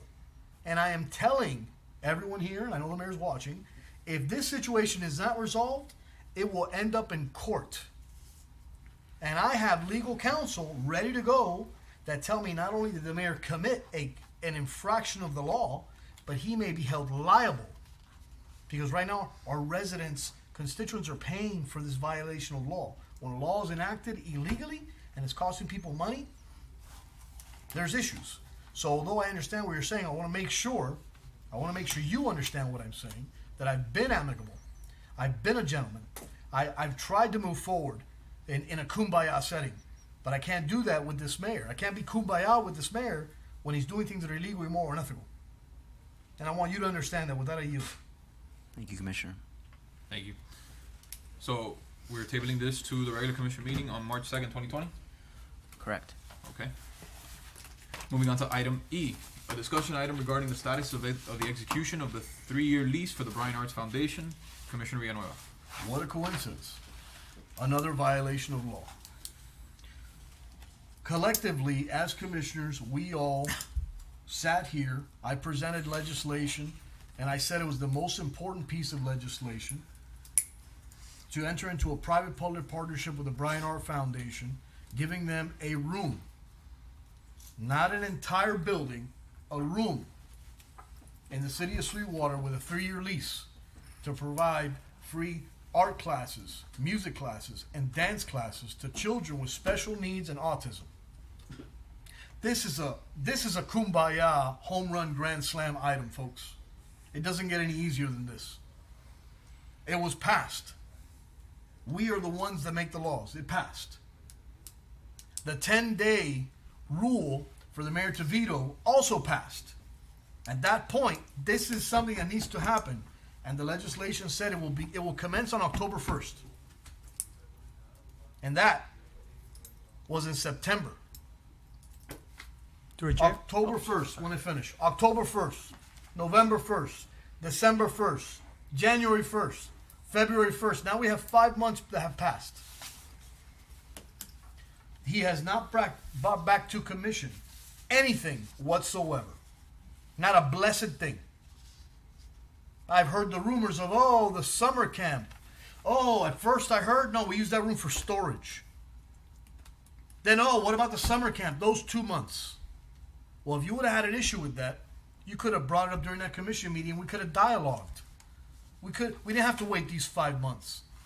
Because at that point, we could have sat there with the foundation and said, hey, listen, for those 2 months, we have our summer camp. Is that okay with you? Because it's okay with me. Okay with you guys? Vote to amend it and pass. And we would have had the Bryan Art Foundation already providing services to residents with autism and special needs.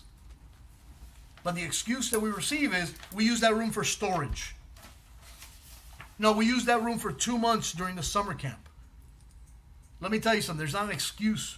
There's not an excuse known to man that is going to be good enough for me to hear. That is an acceptable excuse for a violation of law. Because we're the governing body here in the city of Sweetwater. We create the laws, folks, and we vote upon these laws. And if the mayor would have said, hey guys, here's an efficiency issue, that room is not that good, the mayor actually recommended that we use the Claude Mildred Senior Center.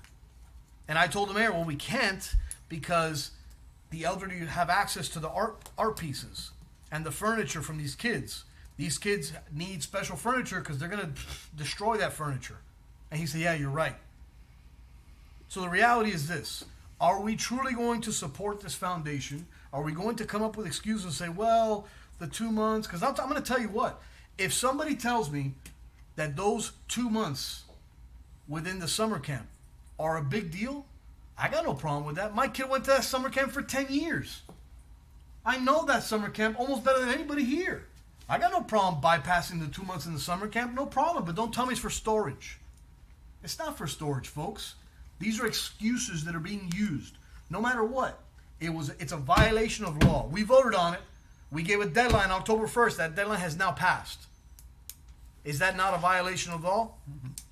So that's why I bring this to your attention again, once again, that we come up with a law, folks. We vote upon a resolution or an ordinance collectively, whether we agree or disagree. The mayor has the opportunity to veto. I don't take it personal. Let him veto. He's got 10 days to do so. But when that 10 days passes, by God, that's now a law. And whether we like it or not, that needs to be implemented. That is the rule of law. That is a democratic republic form of government. And it's not functioning right now. If we decide that we want to paint the walls purple, as much as I don't like that color, if that's what we decide, well, guess what? That's the color of the walls. So I hope you guys can help me, because I have been told by the mayor and his chief of staff in a commission meeting, I refuse to see you. As an elected official, commissioner of the city of Sweetwater, I cannot see a mayor or his chief of staff or even speak to staff to talk about items, especially an item of this magnitude and this importance. I would love to hear the opinion of some of my commissioners. I know Commissioner Saul Diaz wanted to speak, so with that I yield. Go ahead, Commissioner Diaz. Thank you. All right, I did my homework. I understand. I support this Brian Art Foundation. I did my homework. I went over to the park. Saw on my own. I talked to the girls that was in charge. I took the summer camp 2019 schedule. I have neighbors that the moms that they divorces and they got to work, and they use that program for camp. Now I ask you, Commissioner Villanueva,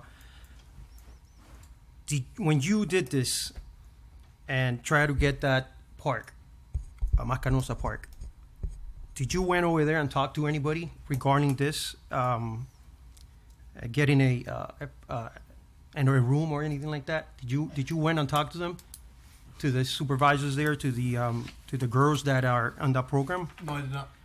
Okay. I voted for it. I talked to what's her name, the lady in charge of this. Judaima? No, not Judaima. To the Brian Art Foundation. Roxana. I talked to her, and I have a problem when you have kids. And I talked to her about that, and she was agree with me.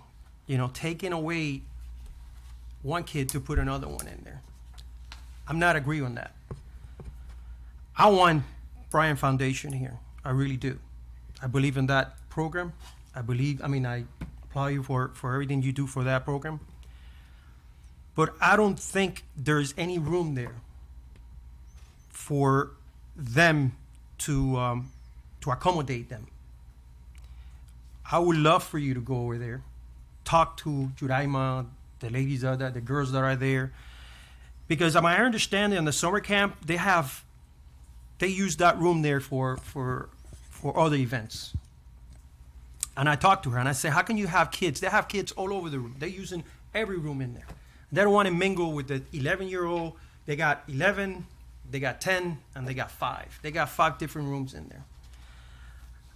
Those girls there, they do a hell of a job I don't know how they do it when they have so many people in that room. I would like for you to go there, talk to them. My understanding is you haven't been there. You haven't talked to them. Look at the room to see if the room that they want, it's the room that they want. I think they want a different room, not the one that you want. Who's they? The people that works there, the Juraima and I don't know the name of the other. You mean staff? The staff. So I would love for you to go there and talk to them to see what they have, if it's available. I don't want to take summer camp. I support summer camp. If you said that they're okay for 2 months and they don't have it, they're not using that room in 2 months, I'm okay with it. Without you. Rebuttal? Let me go ahead and field something for you here. I am 100% in agreement with Commissioner Villanueva. The whole argument of the summer camp is not, there's no ground for it at all. 2.5 months max. I'm talking about June, July, and partially August of the summer camp. In terms of the additional, 9.5 months out of the year, I don't see it as a feasible option. You're talking about 80% of the time they can use, that is used as storage per administration. And then 2.5 months out of the year, it's being used for summer camp. So something that's obviously with intent and purpose. Being able to give this space to Brian Art Foundation, whether you say, hey, we don't want to give you the room, we want to give you the entire space because it's not being used, We can give you the entire floor as long as you guys pick up. They're asking us for a room, something that's off to the side, something that they can use, something that they can make theirs for the time being. I don't see why we wouldn't be able to do that. We've already passed it into law, and everybody agreed that that was a more than adequate space for them. They agreed that that was an adequate space for them. Through the chair. Go ahead. May I borrow your calendar, Commissioner? Yes, sir. And I understand what you're saying completely. But let me bring up a point here. First and foremost, my son went to that summer camp for 10 years. As a policeman, I protected the kids in that summer camp. When I was chief of staff, I made sure that we allocated the proper funding for the summer camp. And this is one of the only summer camps in Miami-Dade County that every single day we have a field trip. Now, keep in mind, this is why field trips are important. June 10th, field day. That's Monday, June 10th. What does field day mean? That means they're in the field. They're in the field there for about 2 hours. June 11th, inside pool. June 12th, bowling. June 13th, movies, inside. June 14th, Miami Sea Aquarium. Every day there's a field trip. And the field trip is from 8 a.m. to 1 p.m. At what time do the parents come pick up the kids? 5 o'clock to 6 o'clock.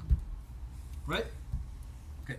So you're telling me that the kids that we're going to have in the room that I designated in that exact piece of legislation, I put the exact room on the southwest corner of the building. There's only one room. That room, specifically for the Brian R. Foundation, when we have the dance room that is being used for storage, and we have storage space, the kids that are in that room, we can move them to the dance room. You know why? Because this is what the kids are doing in the room. Ready? Watch this.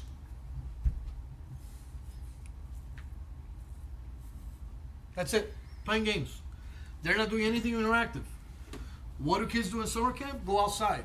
Play basketball, baseball, manhunt, whatever. Not inside doing this. So, although I completely understand with you, but I'm looking at every single day we have a field trip here. Moreover, let's just say for the sake of argument that this weren't true. We created law. Here you go, sir. And the law was, we voted on the law. We voted on it. The law was passed. The veto time was gone and expired. And now, we're not going to enact the law that we created? Folks, why enact laws and ordinances? Instead of the proper ways for staff or the administration to go, hey, Commissioner, this item that was passed on this day, we want to bring it before you. What's up? Hey, listen, there's an efficiency problem. What's up? Yeah, we don't want to use this room, we want to use that room. Okay? To the Brian R. Foundation, you guys okay with it? Yeah, are you guys okay with it? And we vote on it, and kumbaya, we move forward. Instead, we have a halted piece of legislation that we passed, we approved. We're still not using it, folks. And that is wrong. So although I respect your opinion, I respect you as a person and as a man, I completely disagree with you. Because if in fact it is an issue, no problem. Hey, tell the foundation, hey, listen, June and July, you can't use the room. Foundation's going to go, it's more than we have right now, which is nothing. So although I respect the fact that that's a pretty good excuse, it's better than the first one I used, that I heard. No, we used it for storage. I went, what? Storage? Storage. So, trust me when I tell you, we can bring the cure for cancer. Okay? And if you bring it, we're all going to vote on it. Yes. I bring it? No. I'm okay with that. But I'm not going to allow somebody, like the mayor, to bypass a piece of legislation that is by far the most important piece of legislation. If I do nothing else in this city, and I have this to hang my hat on, I am happy. Children with autism and special needs, this is a moot point. This should not even be an issue, folks. Look how long it took to hang the damn art piece at the entrance of City Hall. And I have not had an outburst. I stayed quiet, which is why I responded to Commissioner Borrero's statement where I said, I've been a gentleman. Man, I've had commissioners tell me, I'm surprised you stayed quiet this long. So, This is a game that is being played, and I'm begging my colleagues in the commission, let's not play this game, not with this piece of legislation. I'll play whatever game you want, just not with this. Please. Because as it stands, all I have to do, you know what, point of order. Mr. Attorney, if I decide to go ahead and sue the mayor for a writ of mandamus on this piece of legislation, does the mayor have a leg to stand on?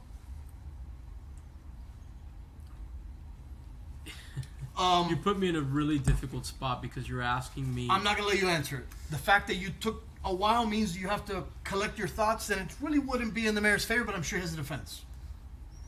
It's a good way to get out, right? Thank you, Commissioner. You're welcome. So I'm saying, folks, I'm really asking you guys to help me with this piece of legislation.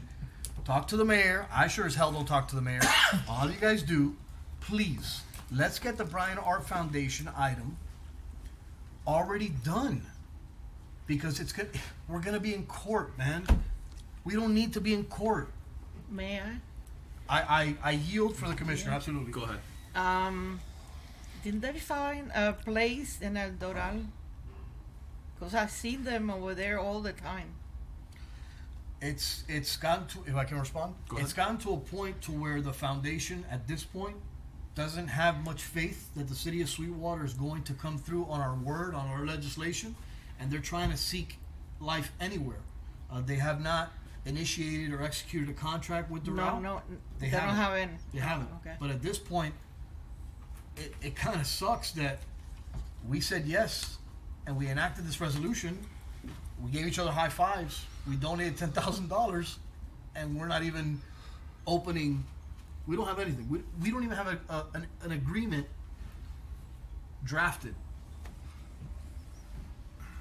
So we gave the instructions to the mayor, and we said, Mr. Mayor, negotiate the agreement. Give him a 3-year lease, charge him $1 a year, and the agreement has not even been drafted. And then I am pissed off. This is children with autism and special needs. Esto cae de la mata. Ray, I have a question. Has somebody reached out to you to draft up that agreement? Well, yeah. If I can answer, the reason I said it's a difficult position, and then when the commissioner said I'm not even going to let you answer, I thanked him. I mean, I understand that. I don't want to put you on the spot. No, I understand, but it's okay. I mean, you know what the administration would likely say is that it's being told how to administrate from the commission, and that would be the issue of contention. Whether that's right or wrong, it's up to a court to decide. As far as the agreement has been drafted. Myself and Commissioner Villanueva went through the agreement. I believe Commissioner Villanueva discussed it with some. I didn't. I think Commissioner Villanueva discussed it with some of the representatives of the foundation. They had some changes.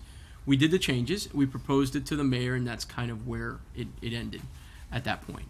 So that's where we're at. So yeah, the agreement's been drafted. Changes have been. It's gone back and forth. It's just it hasn't gone anywhere at that point. I mean, I don't have an answer, gentlemen. Great. It's not to beat you up in any way, shape, or form. How many times does it have to go back and forth for it to have gone through 5 months now? October, November, December, January, February, 5 months. Nothing has happened on my end. I don't know about Commissioner Villanueva's, but on my end, nothing has happened for, I don't know, 2 to 3 months. I would speak with him about that. I would speak to Commissioner Villanueva about it. 2 to 3 months. He can tell you the last time we discussed it. Last week. No, but I'm saying about substantive changes to the agreement. We haven't discussed that in months. We proposed through the chair. We proposed changes to the administration, and basically said, whatever you want, let's get it done. Let's have the Brian Art Foundation in the city of Sweetwater, and we haven't received a response back. There's been no initiation by the mayor's office to do anything. I know that that the foundation has spoken to other commissioners, and every time she tells me, I'm like, oh, don't tell me. Right. Which is kind of funny, because she's like, oh, but there's things I want. I said, I don't want to know. I'll find out here. Tell me here in front of everybody. Sure. I mean, I talked to several commissioners on the phone, and there's certain things we can't discuss. This is just very frustrating for me. And this is a dead horse that's not only been beaten, it's been run over, it's been thrown off a building. I mean, it went through a hurricane. This horse is dead. we are beating this horse and nothing is coming of it. And if we can't pass a piece of legislation this important, I mean, look, I am willing to pull my name off this piece of legislation to give it to any commissioner. I won't even second it or third. I won't even be in the room so long as it passes. Just to make sure this gets done, because I know it's the only way it'll get done. And I know that I'm not the only one that's passionate about this. And it's irritating. With that, I yield. I don't have anything else to add. Ray, I have a question. Normally, what's the timetable after something goes through a commission, gets passed by the commission, goes into the mayor's office, either signed off or he fails to veto it? How much time does he have to take action? It depends on what it says in the actual legislation. One of the things that we have done, in fact, I think we did it with one of your legislation was, and you mentioned it earlier, which is the one you talked about on the street, or even Commissioner Borrero, we did something about a report. Mm-hmm. We put the time frame to do it on the actual piece of legislation. So what occurs if it's not there within a reasonable time? This one had a date certain, which was October 1st. Mm-hmm. So obviously it was October 1st, the date. That's when they had to move in there. In fact, this all came about when I believe, correct me if I'm wrong, Commissioner, they went to move in and there was nothing for them to move into. How sad was that? Commissioner, can you please lower that water bottle? I can't see right. Oh. Sorry. Is this yours? No. Oh. Thank you. I'll raise my chair. It's not even that. I just like dancing around there. I can't see. No, but you know, it's generally a date certain, if not reasonable time. This one wasn't. That the date is not an issue here. It was, you know, it had a specific date. It was October 1st. I mean, look, there's no one here from the administration. It's coming to me. I mean, I don't have an answer. You know, it's Commissioner Villanueva, and I don't say this with any disrespect. I mean, he's an very intelligent person. He even expressed the procedure that needs to be taken. He didn't even need legal counsel for that. It's a writ of mandamus. And then that's the battle, and that's where we're at. I mean, Commissioner, I'm sorry. I wish I had an answer. It's not your fault, man, and it's not the fault of any commissioner up here. This is what we are able to accept and digest as political minutia, and as a game that we're willing to be a part of. Unfortunately, there are games in this political process that this should not even be a game. This should not even be a game. There are plenty of games to be played in politics. God, I got Olga sitting in the front seat, for God's sake. She's got a front row seat to the biggest game of all in Miami-Dade County, the Board of County Commissioners. And her response to everything, I'm just happy to be here with a smile. But, look, man, my next item is another game, so might as well just move on to that discussion item too, so you can see the other game. So with that, we're going to go ahead and move on to item F. A discussion item regarding the partnership status agreement between Miami-Dade County Public Schools and the City of Sweetwater offering free English classes to our residents. Commissioner Villanueva. All right, folks, so we voted upon this item. We told the mayor, please contact Miami-Dade County Public Schools. We urged the mayor in a separate piece of legislation to apply to the $25,000 grant issued by Miami-Dade County Public Schools, particularly for this item. By the way, City of Sweetwater never even applied for that grant, even though I was basically assured we were going to land the $25,000 grant because we entered into an agreement with Miami-Dade County Public Schools to issue free English classes to our residents. I mean, esto cae de la mata. Why would we want to offer free English classes to our residents? How's that going to benefit our residents? Oh, yeah, and at the end, with a process for citizenship. So this was supposed to start on January 15th. You guys remember voting on that? Mm-hmm. Well, January 15th has come and gone, and guess what? Same thing happened. Miami-Dade County Public Schools went to the park. Oh, by the way, 3 days a week, Tuesday, Wednesday, Thursday, from 6 to 8. Knocked on the door, checked the door, park's closed. Hey, where's the key? And of course, you guys have heard firsthand knowledge. I can't speak to the mayor or his chief of staff. They said they refused to see me. So how can I as an elected official come, present a piece of legislation, get it passed, which is it's not an easy thing for me to do. Anybody else here presents a piece of legislation? If it's good, you got my vote. But mine, no, not so much. And I present free English classes. My God, esto cae de la mata.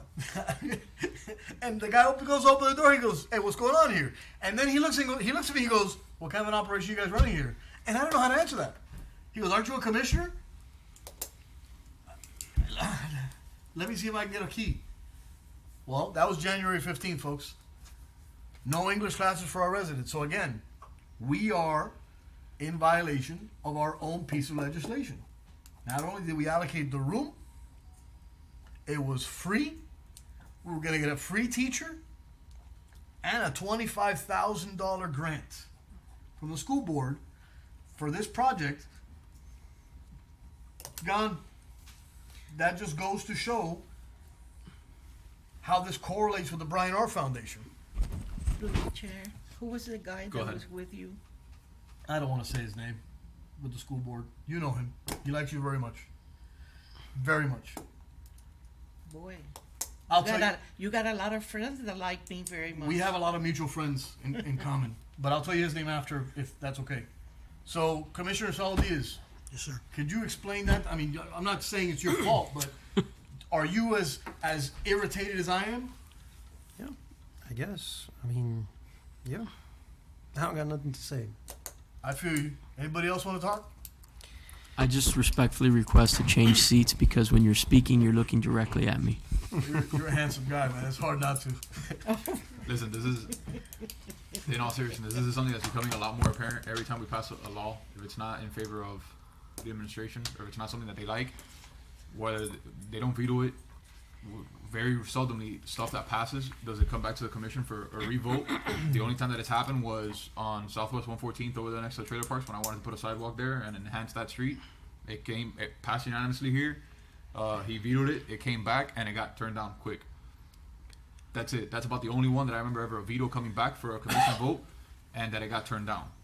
Everything else normally gets passed, and I have yet to see the fruits of many of the legislation passed by almost anybody here.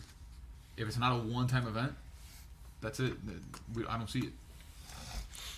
Through the chair. Go ahead. I'm going to say this. Commissioner Borrero is my neighbor. Is that accurate, sir? That is accurate. How many neighborly conversations have you and I had? You know, how many times have you been to my house? 0. How many times have I been to your house? 0. How many times have we sat in the parking lot smoking a cigar together? 0. How many times have we had a discussion of, you know, how's life? 0. He's my neighbor.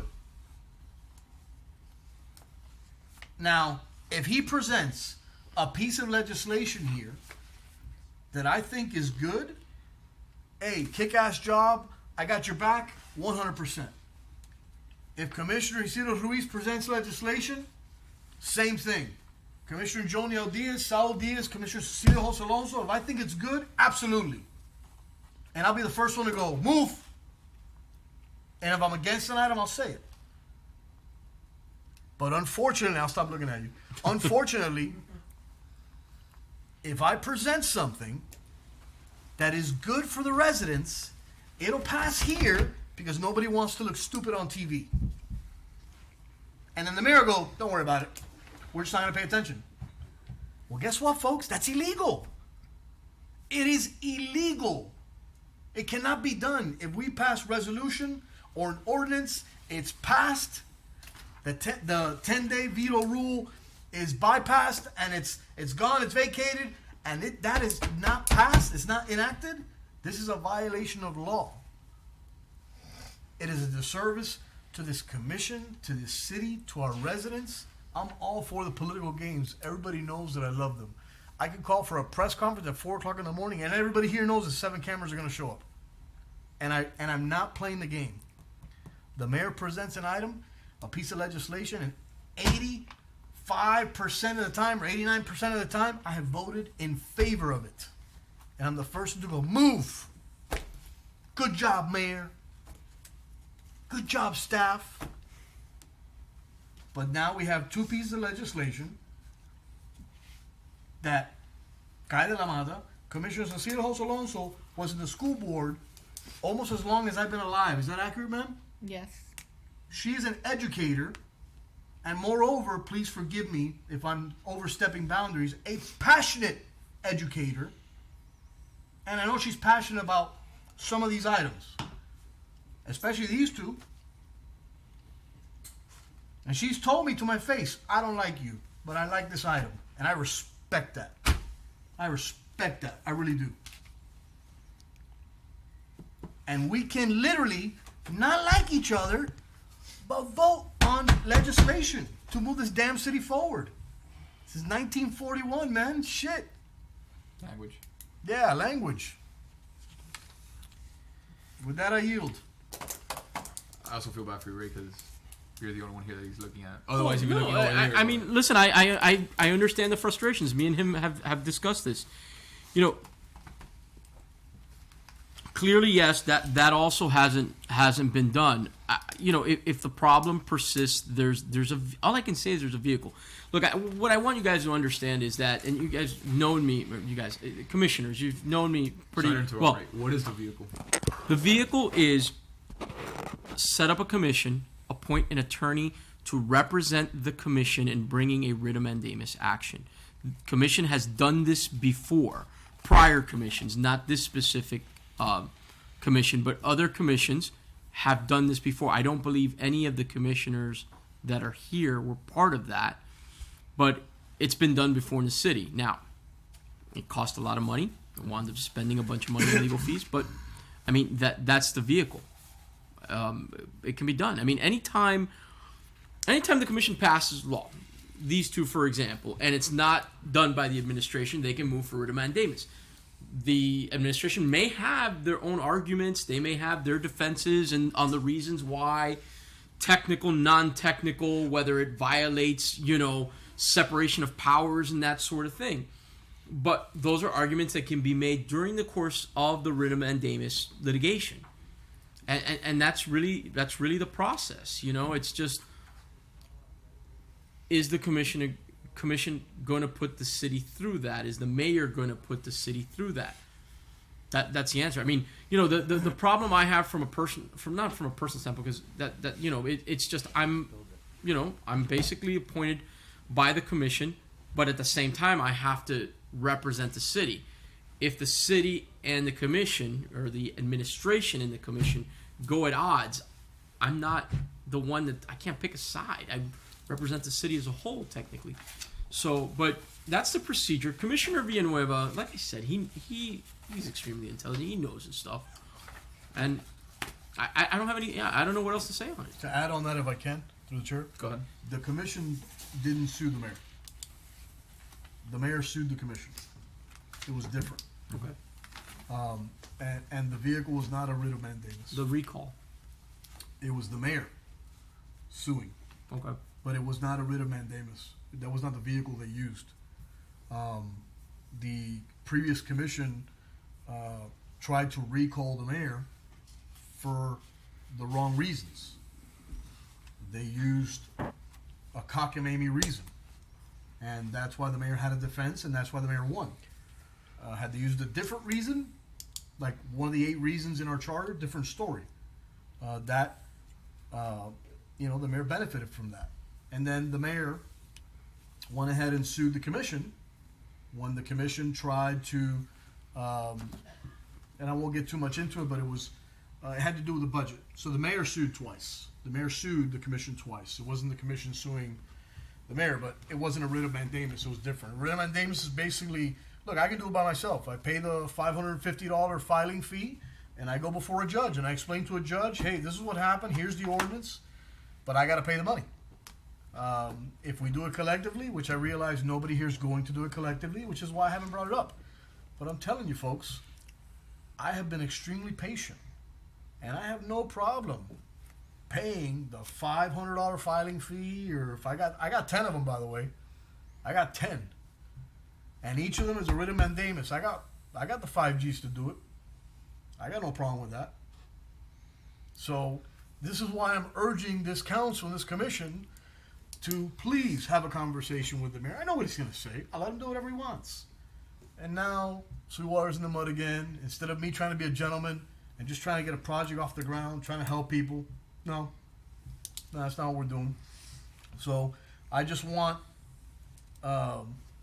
you guys to be aware how these games are being played, and I'm asking my colleagues in the commission to do something about it. I'm asking my colleagues in the commission. I'm seeking help from them, because this should not be a game that is being played. And I've directed my tone at the mayor, and I'm asking you guys for help. So let's see if that happens. With that, I yield. Does anybody else have anything to add on this? We're gonna move to item G.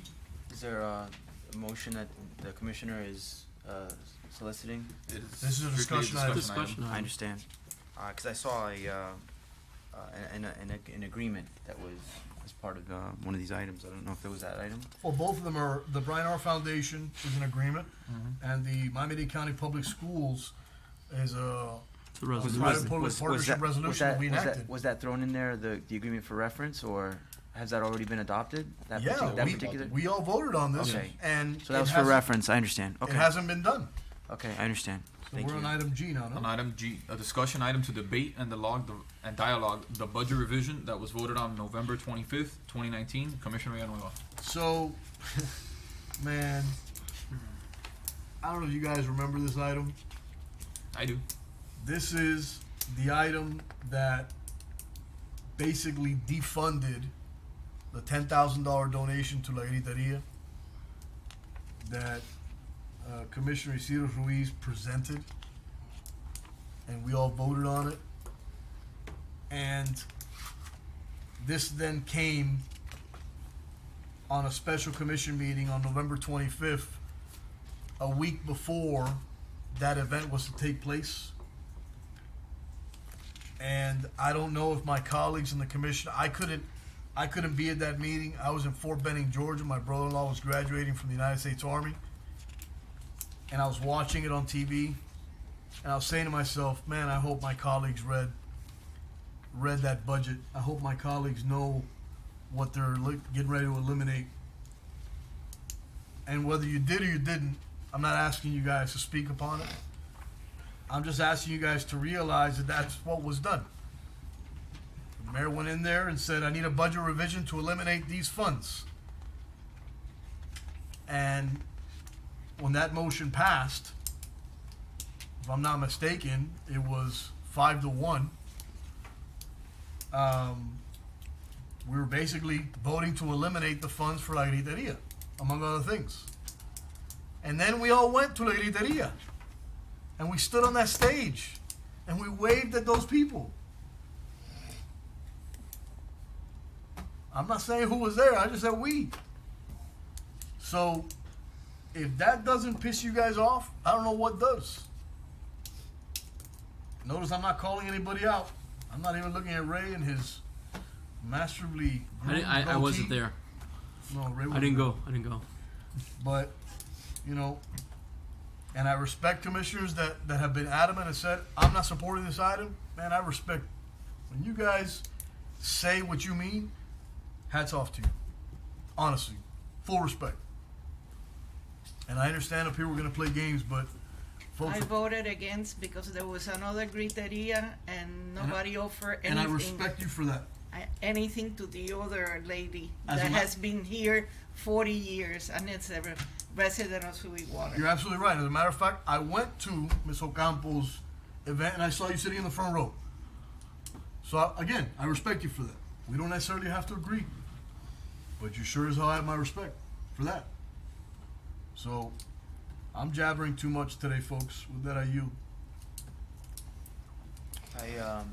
I asked about those funds, if I may, through the chair. Go ahead. A few months back, when they reached out to me, and I was told that when we originally adopted the budget, that line item was not included within this year's budget. They lied to you. We voted to have $50,000 donations in the line item, and that's what we voted upon. We donated. So I'll tell you through the chair. I'm so sorry. I'm a little passionate today. Commissioner Saul Diaz put in legislation to have $10,000 for the Little Abner Foundation. Kick-ass job, by the way. It passed. Commissioner Isidro Ruiz put in $10,000 request for La Griteria event. Kick-ass job, sir. It passed.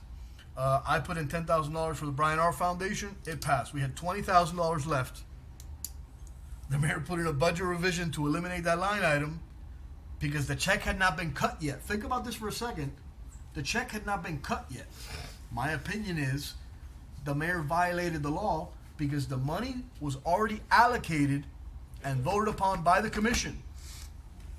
And the mayor then went post-vote and said, by the way, the vote the commission just voted on, I'm going to move to eliminate those funds. And the commission said yes, and they eliminated their own funding.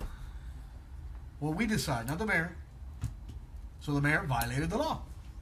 You cannot defund something that's already been funded and voted upon to allocate the fund. You can't defund it. It's illegal.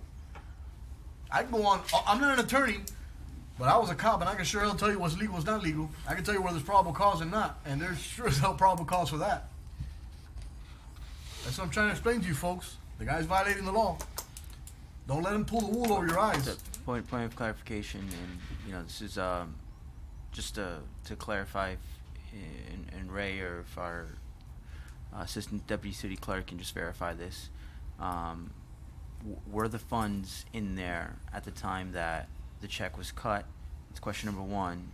And then number two, if that is the case, is there a legal obligation after having passed the resolution, assuming that the funds are in there, to appropriate those funds to the organization?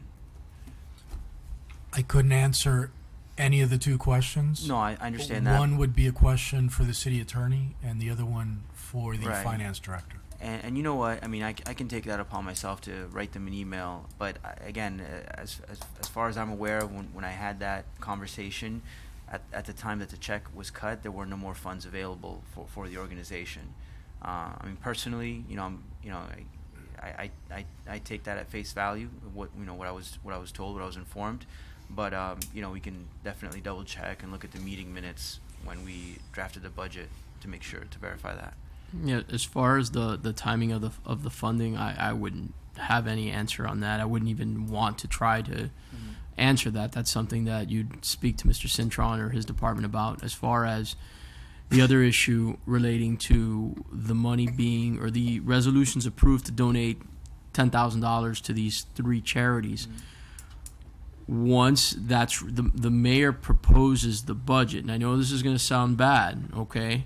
Once the mayor proposes a budget and the commission votes on it, and the commission sees that it's not on the budget, and they vote and approve a budget that doesn't have the funds, they've defunded the item. Yeah, I mean, we can't enforce funds where the funds are not there. Right.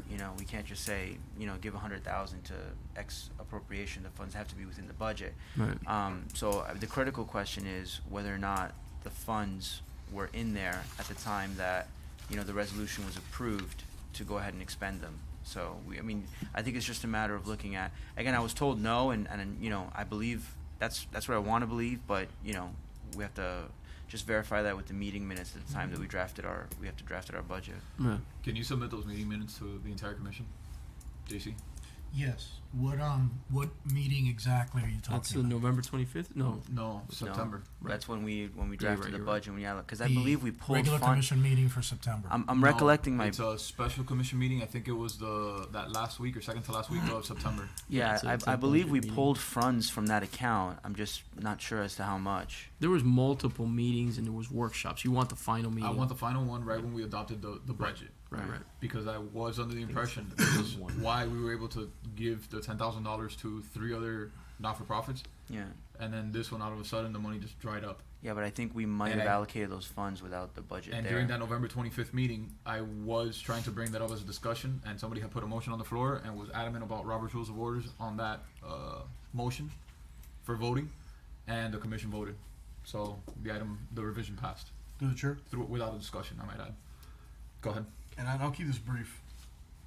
So what happened was Commissioner Isidro Ruiz presented a $10,000 donation as legislation to donate to this Nicaraguan organization for La Griteria.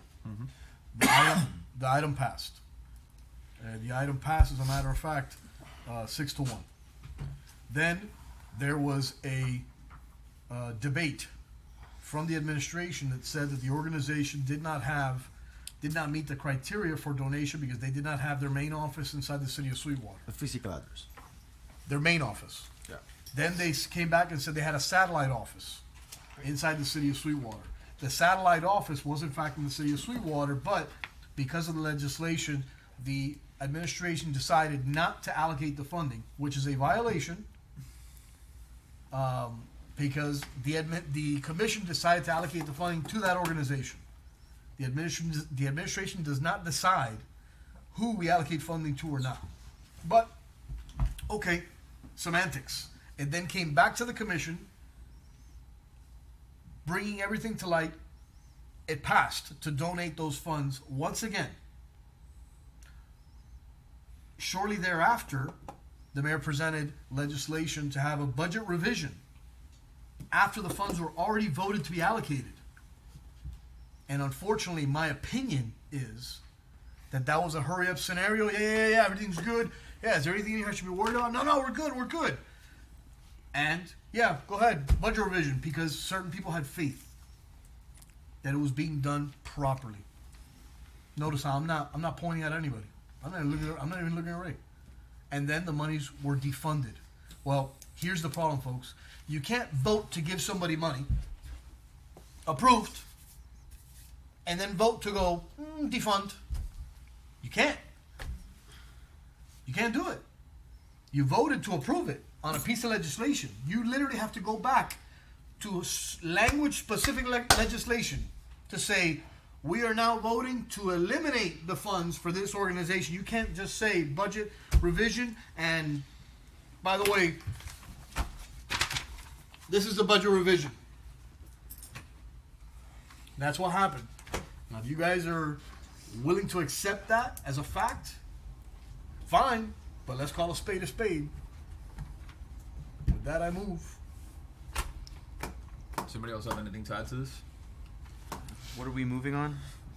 No, there's nothing. He's moving on, Discussion not item. moving. Oh, okay. It's just a course of habit. We're moving on to item H, a discussion item regarding the netting on the fences of the baseball fields at Ronzelli Park.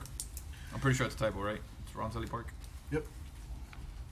So, I was contacted by several residents that live on the outer perimeter of Ronzelli Park, specifically on the west side of 115 Avenue, and on the south side of Southwest 3rd Street. I'm a park kid, and I grew up here in Ronzelli Park. Joniel's a park kid. I can't tell you how many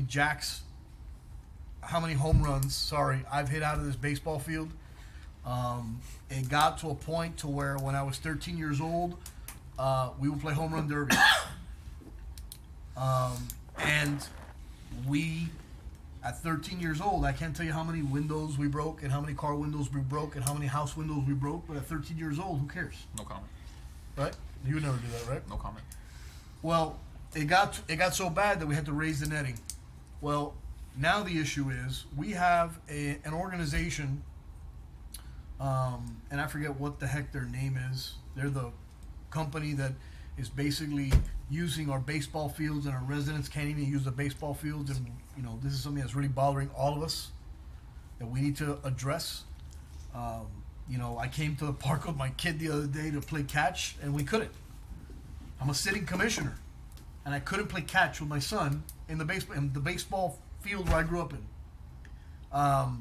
Well, they have these 16, 17-year-old kids who are monsters in baseball, and these 22-year-old men who are monsters in baseball and softball, and they're hitting home runs over the fields, and they're destroying the residents' houses and cars that live on the perimeter. So we have to have a discussion.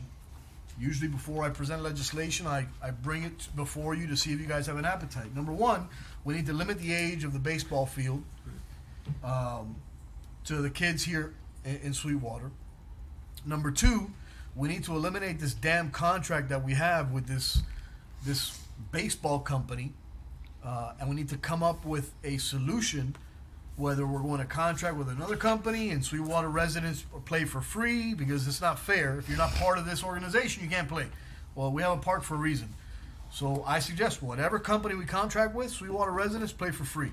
If not, they can get the hell out of Sweetwater. I don't need a company to be in here to show us how to play baseball. We had the police athletic league, and all of our kids played for free. I played baseball for free here. We had the park league. We had the park league. I coached here. I coached baseball. I coached football. I coached basketball. And we're not doing anything in our park. And we also need to figure out if we're going to raise the netting or are we going to limit the age.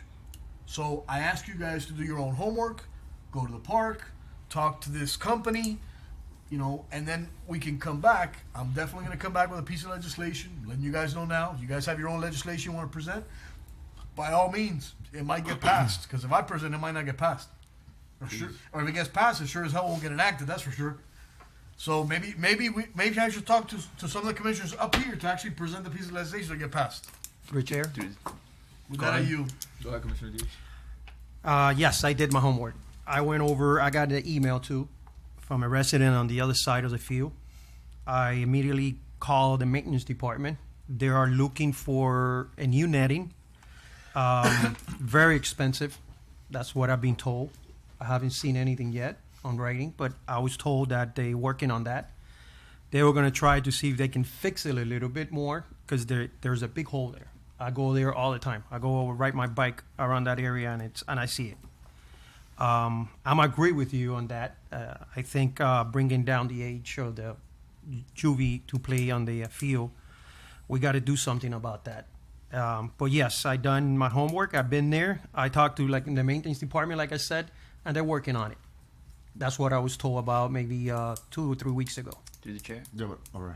Go ahead. I'm sorry. Just point of clarification. Is it over the fields or over the net or through the net? Over. Okay.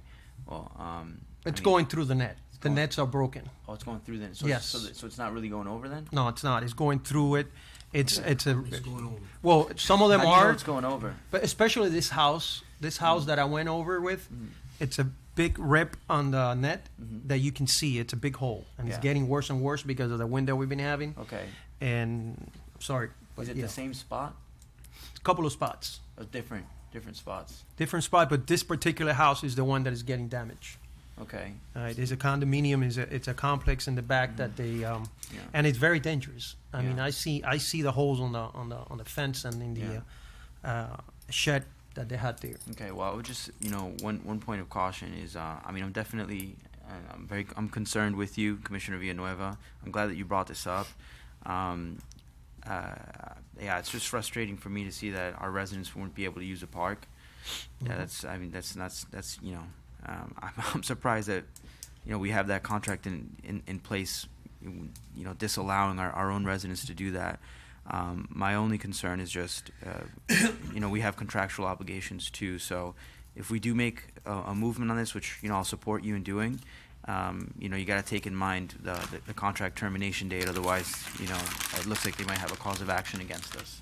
No, we just got to put in a clause that says termination at will. You can't just do that. A contract is passed. You have to go take it through a proper amendment. They have to agree to any amendments that we force on them. Convenience clauses are rampant in all construction contracts. This isn't a construction contract. It's the same thing. It's not the same thing. It's absolutely not. You can't just pass an amendment to a contract without them agreeing to it.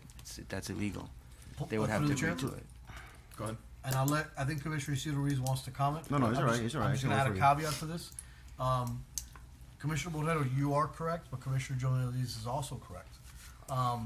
But luckily for us, we don't have that issue in this instance because we don't have a term on that agreement because I have also reviewed that contract.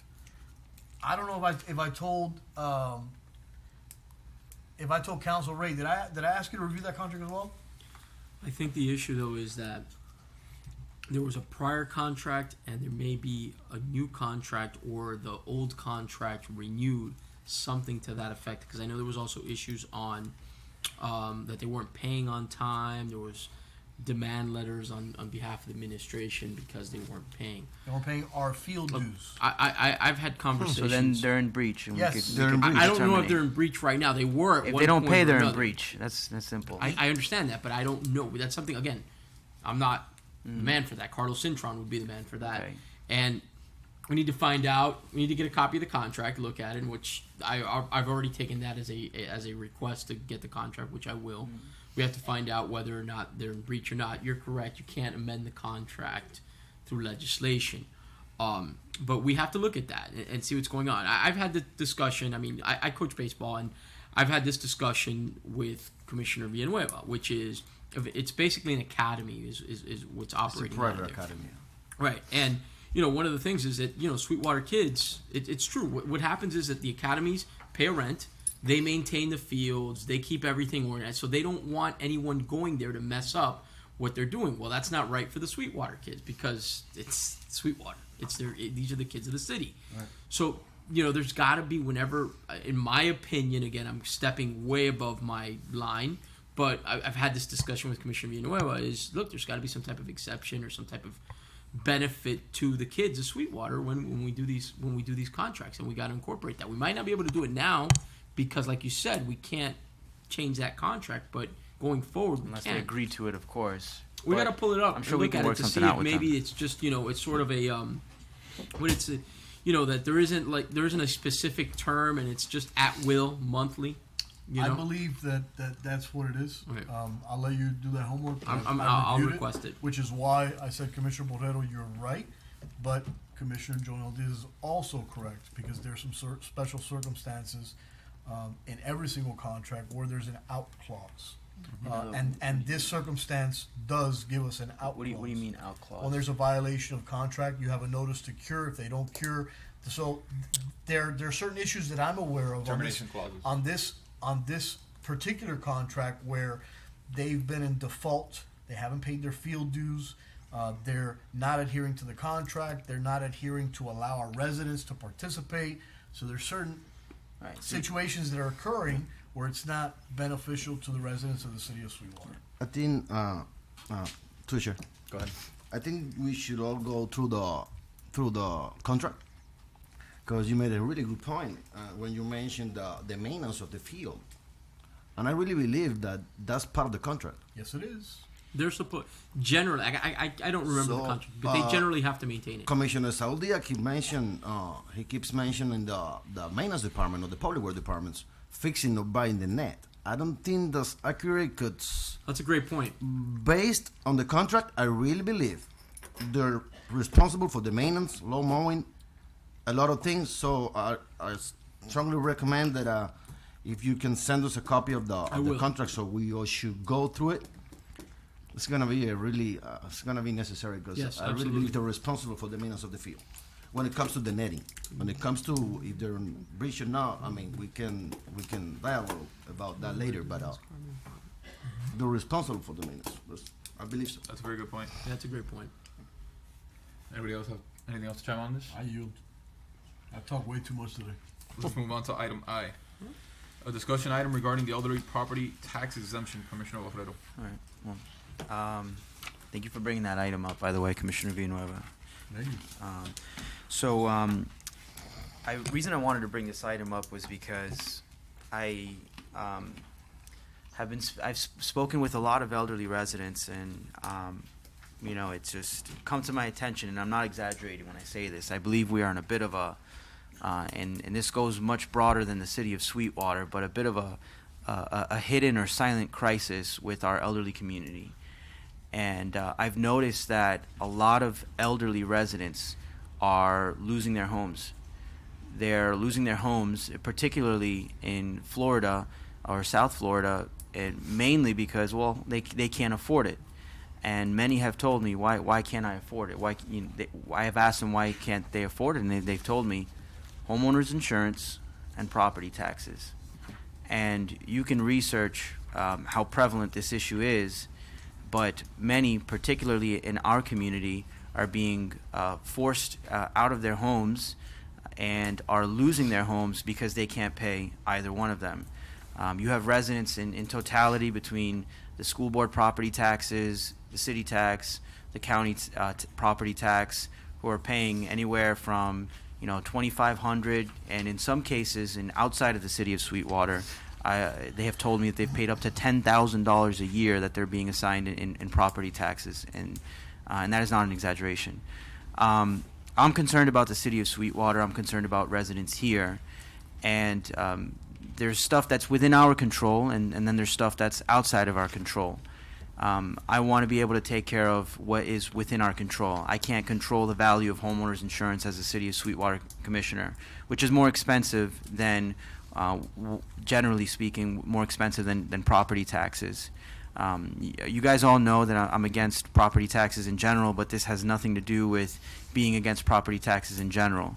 You know, we've had to make very difficult decisions over here as city commissioners with our budget, and I'm very aware of all the constraints and the added costs that each year, you know, we're presented with. But there is a crisis. Our elderly are being forced to take out reverse mortgages. And if you don't know what that is, a reverse mortgage is basically where, particularly who are targeted are the elderly, it's essentially a loan. And that loan is against the home. And typically it's at a 5% interest around there, where the home is used as equity to pay for the loan. And generally speaking, residents or the elderly will take out a loan anywhere between 50 to 65% of the value of their property. So what happens is they have to relinquish their home, 100% of the value of their home, back to their bank at the time that they died, even though they only got 50 to about 65% of the value of that property as that loan in that reverse mortgage. And many are telling me, David, me tocó hacer esto porque no pude pagar los impuestos de las propiedades y no pude pagar el seguro de la casa. And I know what some of you may be thinking, we have to balance a budget here, and I 110% agree with you. But I think that we need to put line our ducks in order, and the priority for me is elderly.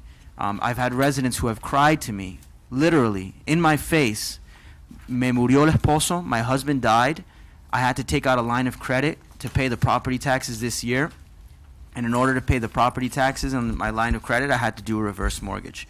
She's going to lose their home. She's going to lose her home to the bank, you know, when she passes away. She can't inherit it. Reverse mortgages in general, obviously it's a willful decision that residents willfully enter into, but to be forced into that situation is just quite frankly sad. And when I finish, one second, I'll yield the floor to you, Commissioner. No, you were talking about what yes. I was going to say. Right. I thank you. But just continuing, it's just really heartbreaking to see that many residents, and you can ask how, and I'm talking about over 65, over 70, 75 years old. If you just take a handful of them, 10 residents who are elderly and retired and have paid off their home, are you on a reverse mortgage? And your jaw will drop. How many of them tell you that they are on a reverse mortgage and are going to lose their home? Statistics will tell you that about 20% of these reverse mortgages end up failing, and they are being called what's involuntarily terminated. In other words, that they're failed and they're being kicked out of their home. 20% of these. And again, the root of the problem is homeowners insurance and property taxes, and they can't pay them. They cannot pay the cost of property taxes. And that is why every year when we come up to do the property taxes, I'm very adamant about not raising the millage rate. It's why I've consistently voted not to raise the millage rate, why I've consistently voted not to raise property taxes, and I will never vote to raise property taxes for residents, at least of the city of Sweetwater. Now, that being said, ideally, in a perfect world, I would like to see no property taxes levied on, and you can look at the discussion item. This is a very narrowly tailored exclusion of the population. Obviously, we have a $20-something million budget that we need to run as a city every single year, but I think it would be of minimal impact, and this is just a discussion item. You guys can talk to me back and forth about it, but the idea would be a resident who has been living in the city for at least 20 years, over 70 years old, who has paid off their house, that the city would eliminate the burden of property taxes on them and not levy property taxes over them. If we have, and that is a question for our city attorney to determine whether or not we have the authority to pass that. and then of course if we have the will to go ahead and do so. So that is my proposal. Again, it's just really sad. We have so many elderly retired, many who are veterans, and they're earning $1,400 a month on Social Security and retirement. Again, not an exaggeration. And every year they have to come up with $2,500 to $3,000 to $3,500 in property taxes. And they tell me, yo no sé de dónde yo lo voy a sacar. It's just really heartbreaking. So that being said, I would like to just hear my colleagues on the commission, obviously subject to its legality, and which I'm sure our city attorney will look into. But if you guys have the will to help our city residents, our elderly population, who are the most vulnerable.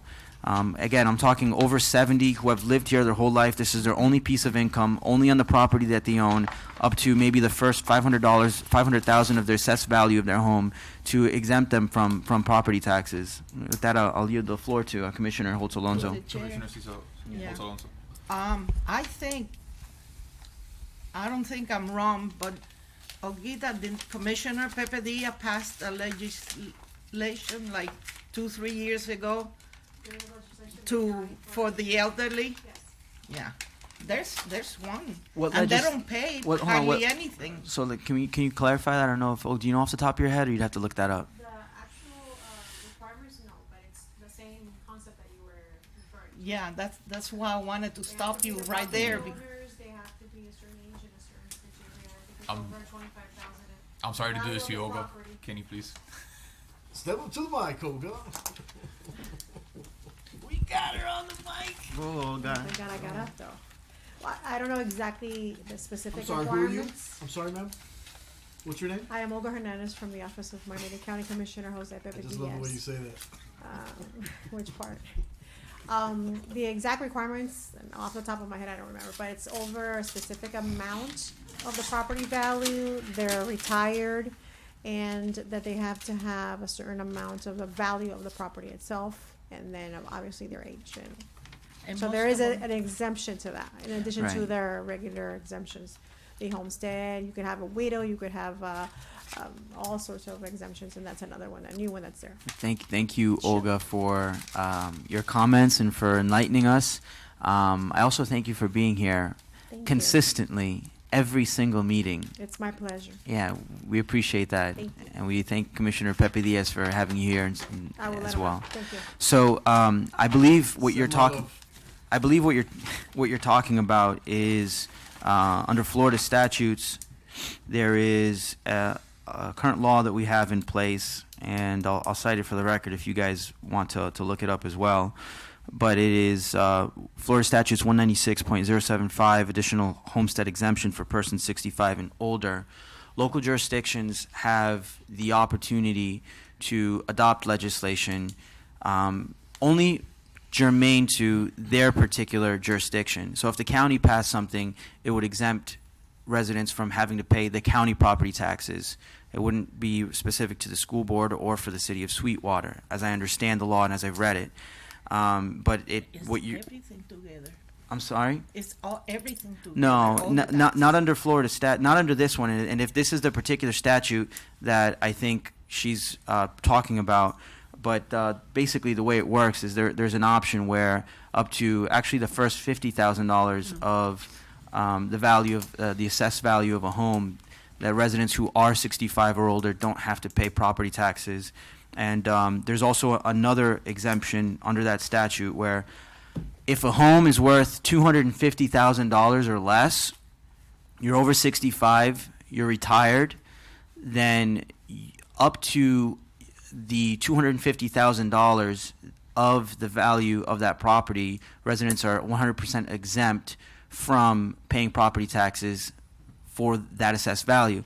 Now, if you read the law, it only applies to properties that are worth less than $250,000.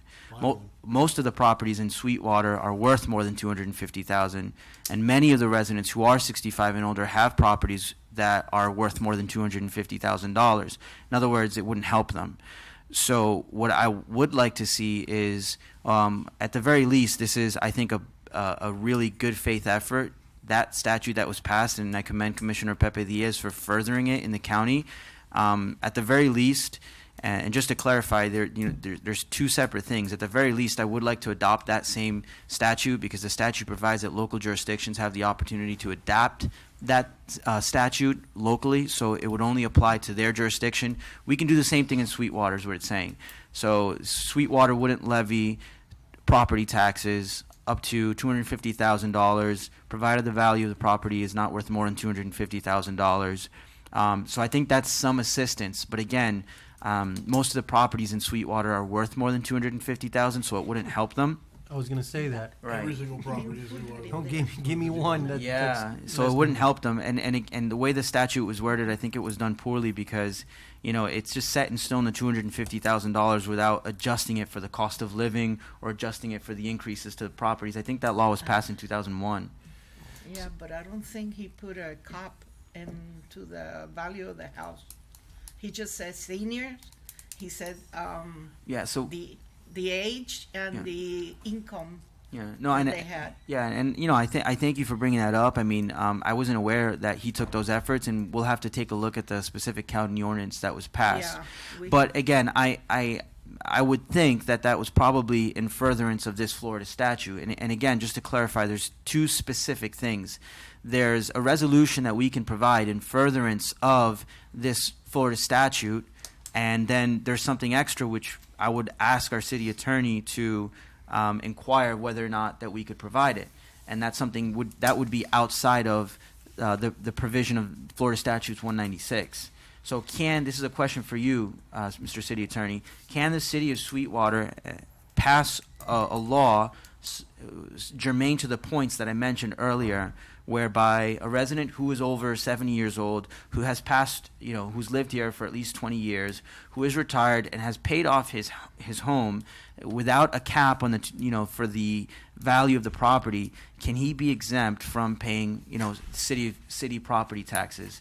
Again, it's a very narrow exception, but I think it would be a catch-all for a lot more people. And again, go ahead, Olga. If you allow me? Yep. It's actually named long-term resident senior exemption. And what they have is the property must qualify for a homestead exemption.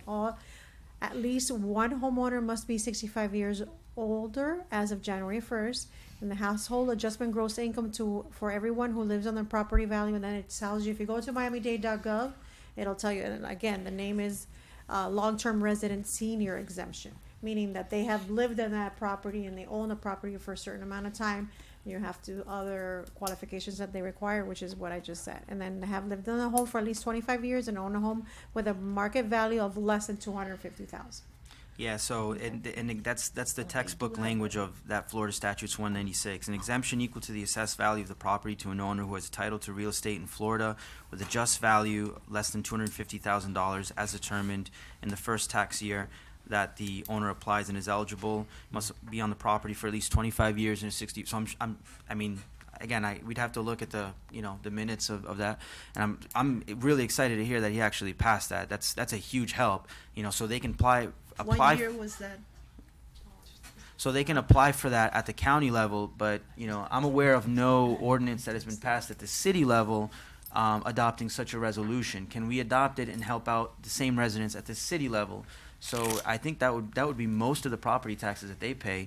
The same residents that apply for it at the county level. Because remember, there's the county property taxes. You guys have seen it at the city property, the school board property taxes, the water district. So, can we pass it at the city level, right? Adopting that, but to even go above as a catch-all, as an umbrella beyond those who are within the $250,000 limit, can we pass something that would help them for those residents whose property is worth more than $250,000? Because most of them, again, in Sweetwater, I'm thinking most of them at least are worth more than $250,000. There's no property in the city of Sweetwater right now under $250,000, unless it's a 500 square foot apartment. That's the only way. A house in the city of Sweetwater right now, the average single family home is $380,000. Yeah, so like I said, I don't think under that framework residents would stand to benefit from the ordinance. So I would like to pass something without the $250,000 limit. That's again, Ray, one, can we do that? And two, do my colleagues on the commission, would they be willing to support that item? Through the chair, after Hold on. Ray or before Ray or? Hold on. Before me, after me. Give me a second. Why does the property have to be mortgage free?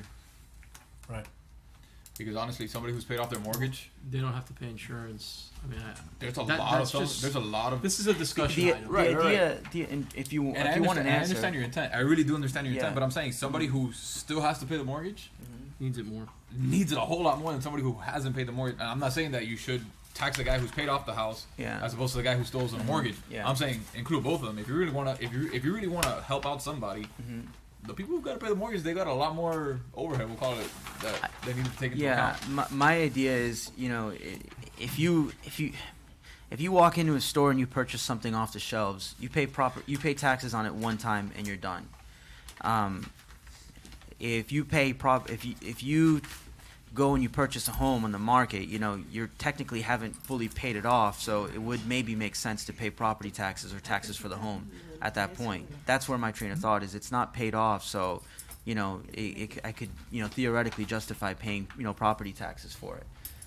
But obviously it's a different story. Once you pay off your home, you own it. But if you're paying property taxes on it, you never really own the home.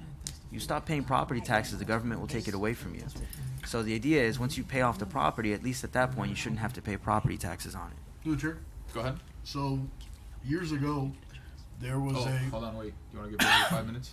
Say again? No. When he's done, when Commissioner Villanueva is done, I just want, before you guys move on, I just want to just get an opportunity to get in there. Go ahead. No. Go.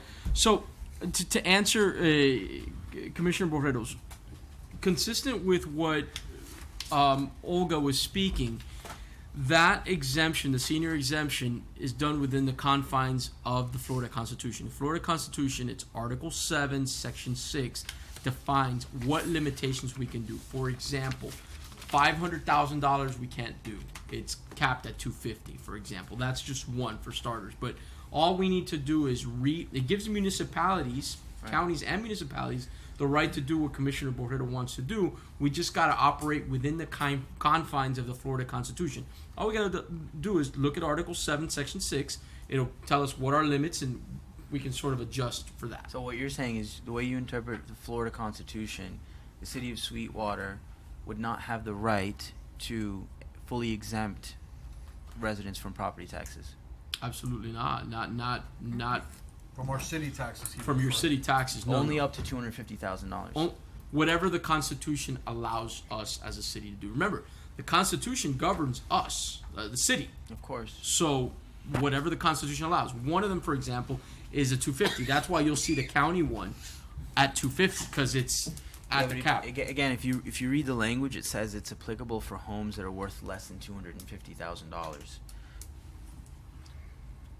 I think that's straight out of the Florida Constitution. It's a mirror. Again, it's right. It's mirrored. It's Florida statutes 196. No, I know, but Florida Statute 196 is consistent 075. with Section 7 of the Florida Constitution. Right.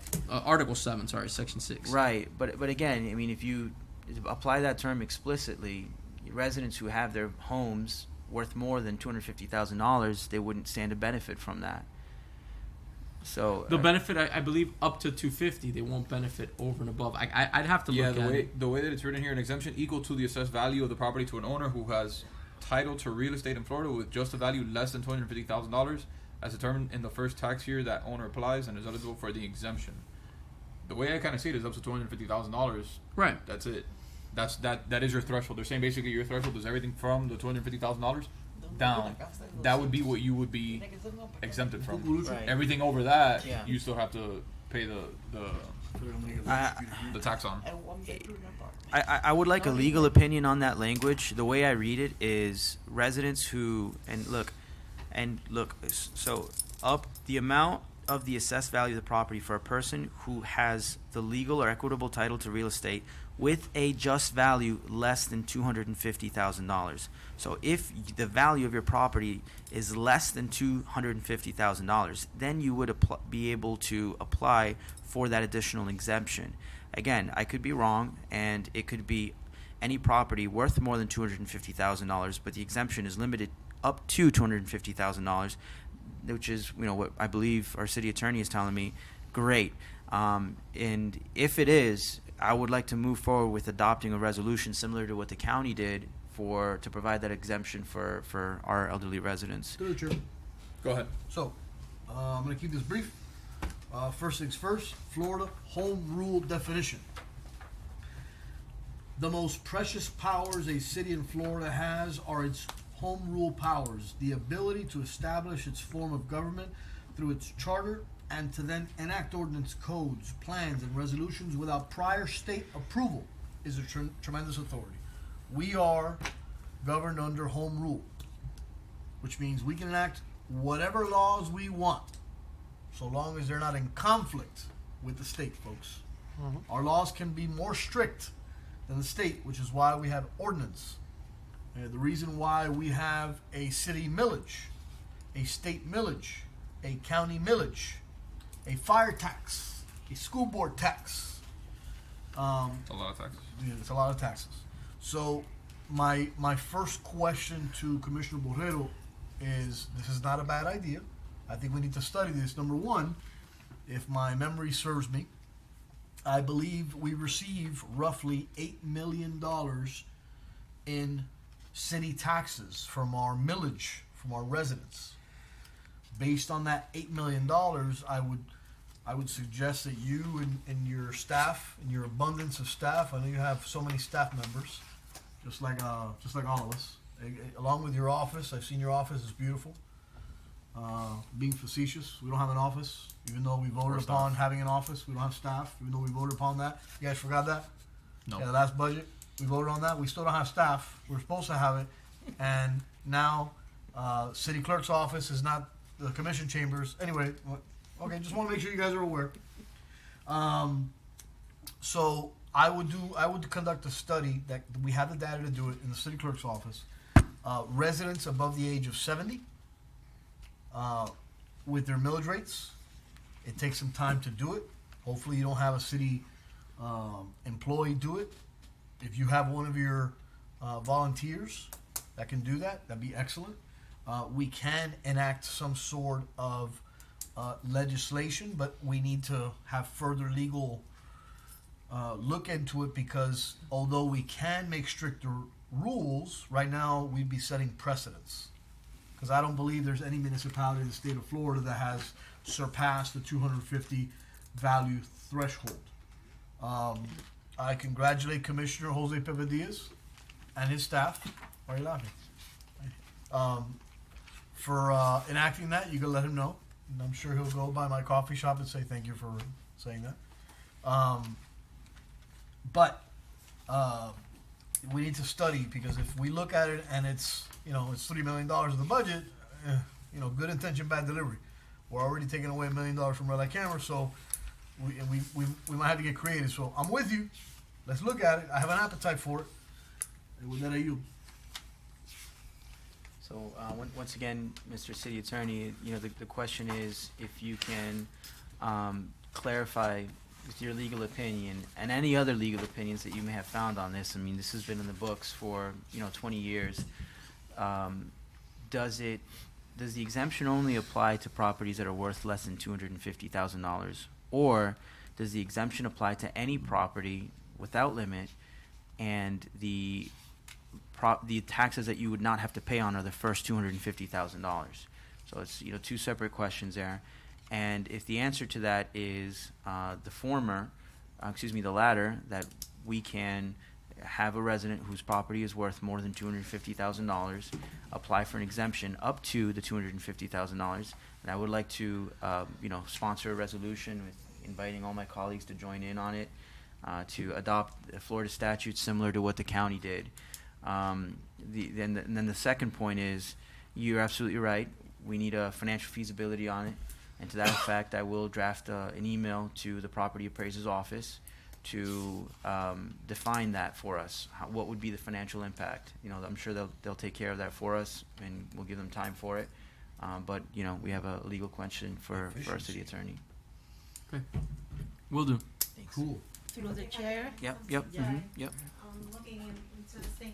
But there's also a page of the property appraiser's office Yeah. that says senior exemptions benefit table, and you look down and it has the cities who have adopted, Mhm.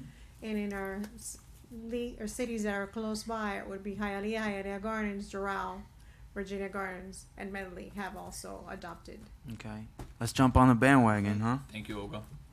I'm a Dolphin fan, bro. Go ahead, I ain't no Commissioner bandwagon. Alonso. No, I was Suffer gonna the say man. that she has something to say. Oh, okay. Thank you. So let's move on. Thank to, you very much, Olga. Appreciate the information. So we're gonna move on to item J, because we're coming up on the 11th hour. Appointment of planning and zoning board members. Who's missing? Commissioner David Borrero. I'm sorry. I would like to Chair? appoint. Oh, if you have an appointee, I was going to recommend an appointee for you, but go ahead. No, I've already spoken with Marcia Suros, and we'll appoint her on there. Marcia. Marcia Suros. Suros. Suros. It's the Americanized version. You roll the tongue too. So I believe that's it. And then moving on to item K, appointment of youth advisory board members. Deferring. Okay. Who are we missing? Next meeting, we are actually calling. Our deputy city clerk is conferring with Jeffrey to host the first meeting at 5 o'clock, if I'm not mistaken. I think my appointee graduated from FIU, and it's been so long. We Well, talked about 6 o'clock. 6 o'clock. Okay, so if you want to reach out to another one and have him on there, what I would say is that if you're missing an appointee by the next special commission meeting, to appoint them on there and then have them ready for JC to contact to meet on the next Monday meeting. And who's missing? Me and I believe Sophia? Commissioner- Yeah, Sophia. Okay. So I believe we're the last two. yeah. But I do believe you guys have 5 members already. So. Remember, this is all advisory. Okay. Yeah. All right. Moving on to item 12, reports. Police and court enforcement reports are attached. Parks and recreation reports are attached. Maintenance department reports are attached. City attorney report. It's in there. Thank you. Mayor's report. Mr. Mayor? Fantastic. Okay, good job. Commissioner's report. Elderly services program report. That's attached. Special projects report. I haven't seen anything. Building and zoning report. The finance report. City clerk's report. Did you guys see a finance report anywhere? I did not. Anybody? Nope. Did you guys have trouble logging into your logo system in the finances this week? Something where my username is not found. Something happened with, I don't know if you guys have trouble with, let me see. My password's not working. Your password working for the financial system? Computer's not working. Alright. Okay. City clerk's report, I'm sorry. That's right. No? Yeah, maybe you know. Human resources What do you report. know, Ray? Gentlemen. What? Okay, You doesn't know. know. What's that? Okay. Doesn't know. Item 13, unfinished business. Item 14, new business. Item 15, good of the order. What's good about it? Item 16, adjournment. Move to Move. adjourn. Second. All in favor? Aye. Have a good night, folks. Have a good night. See you sometime next week. I hope I was entertaining.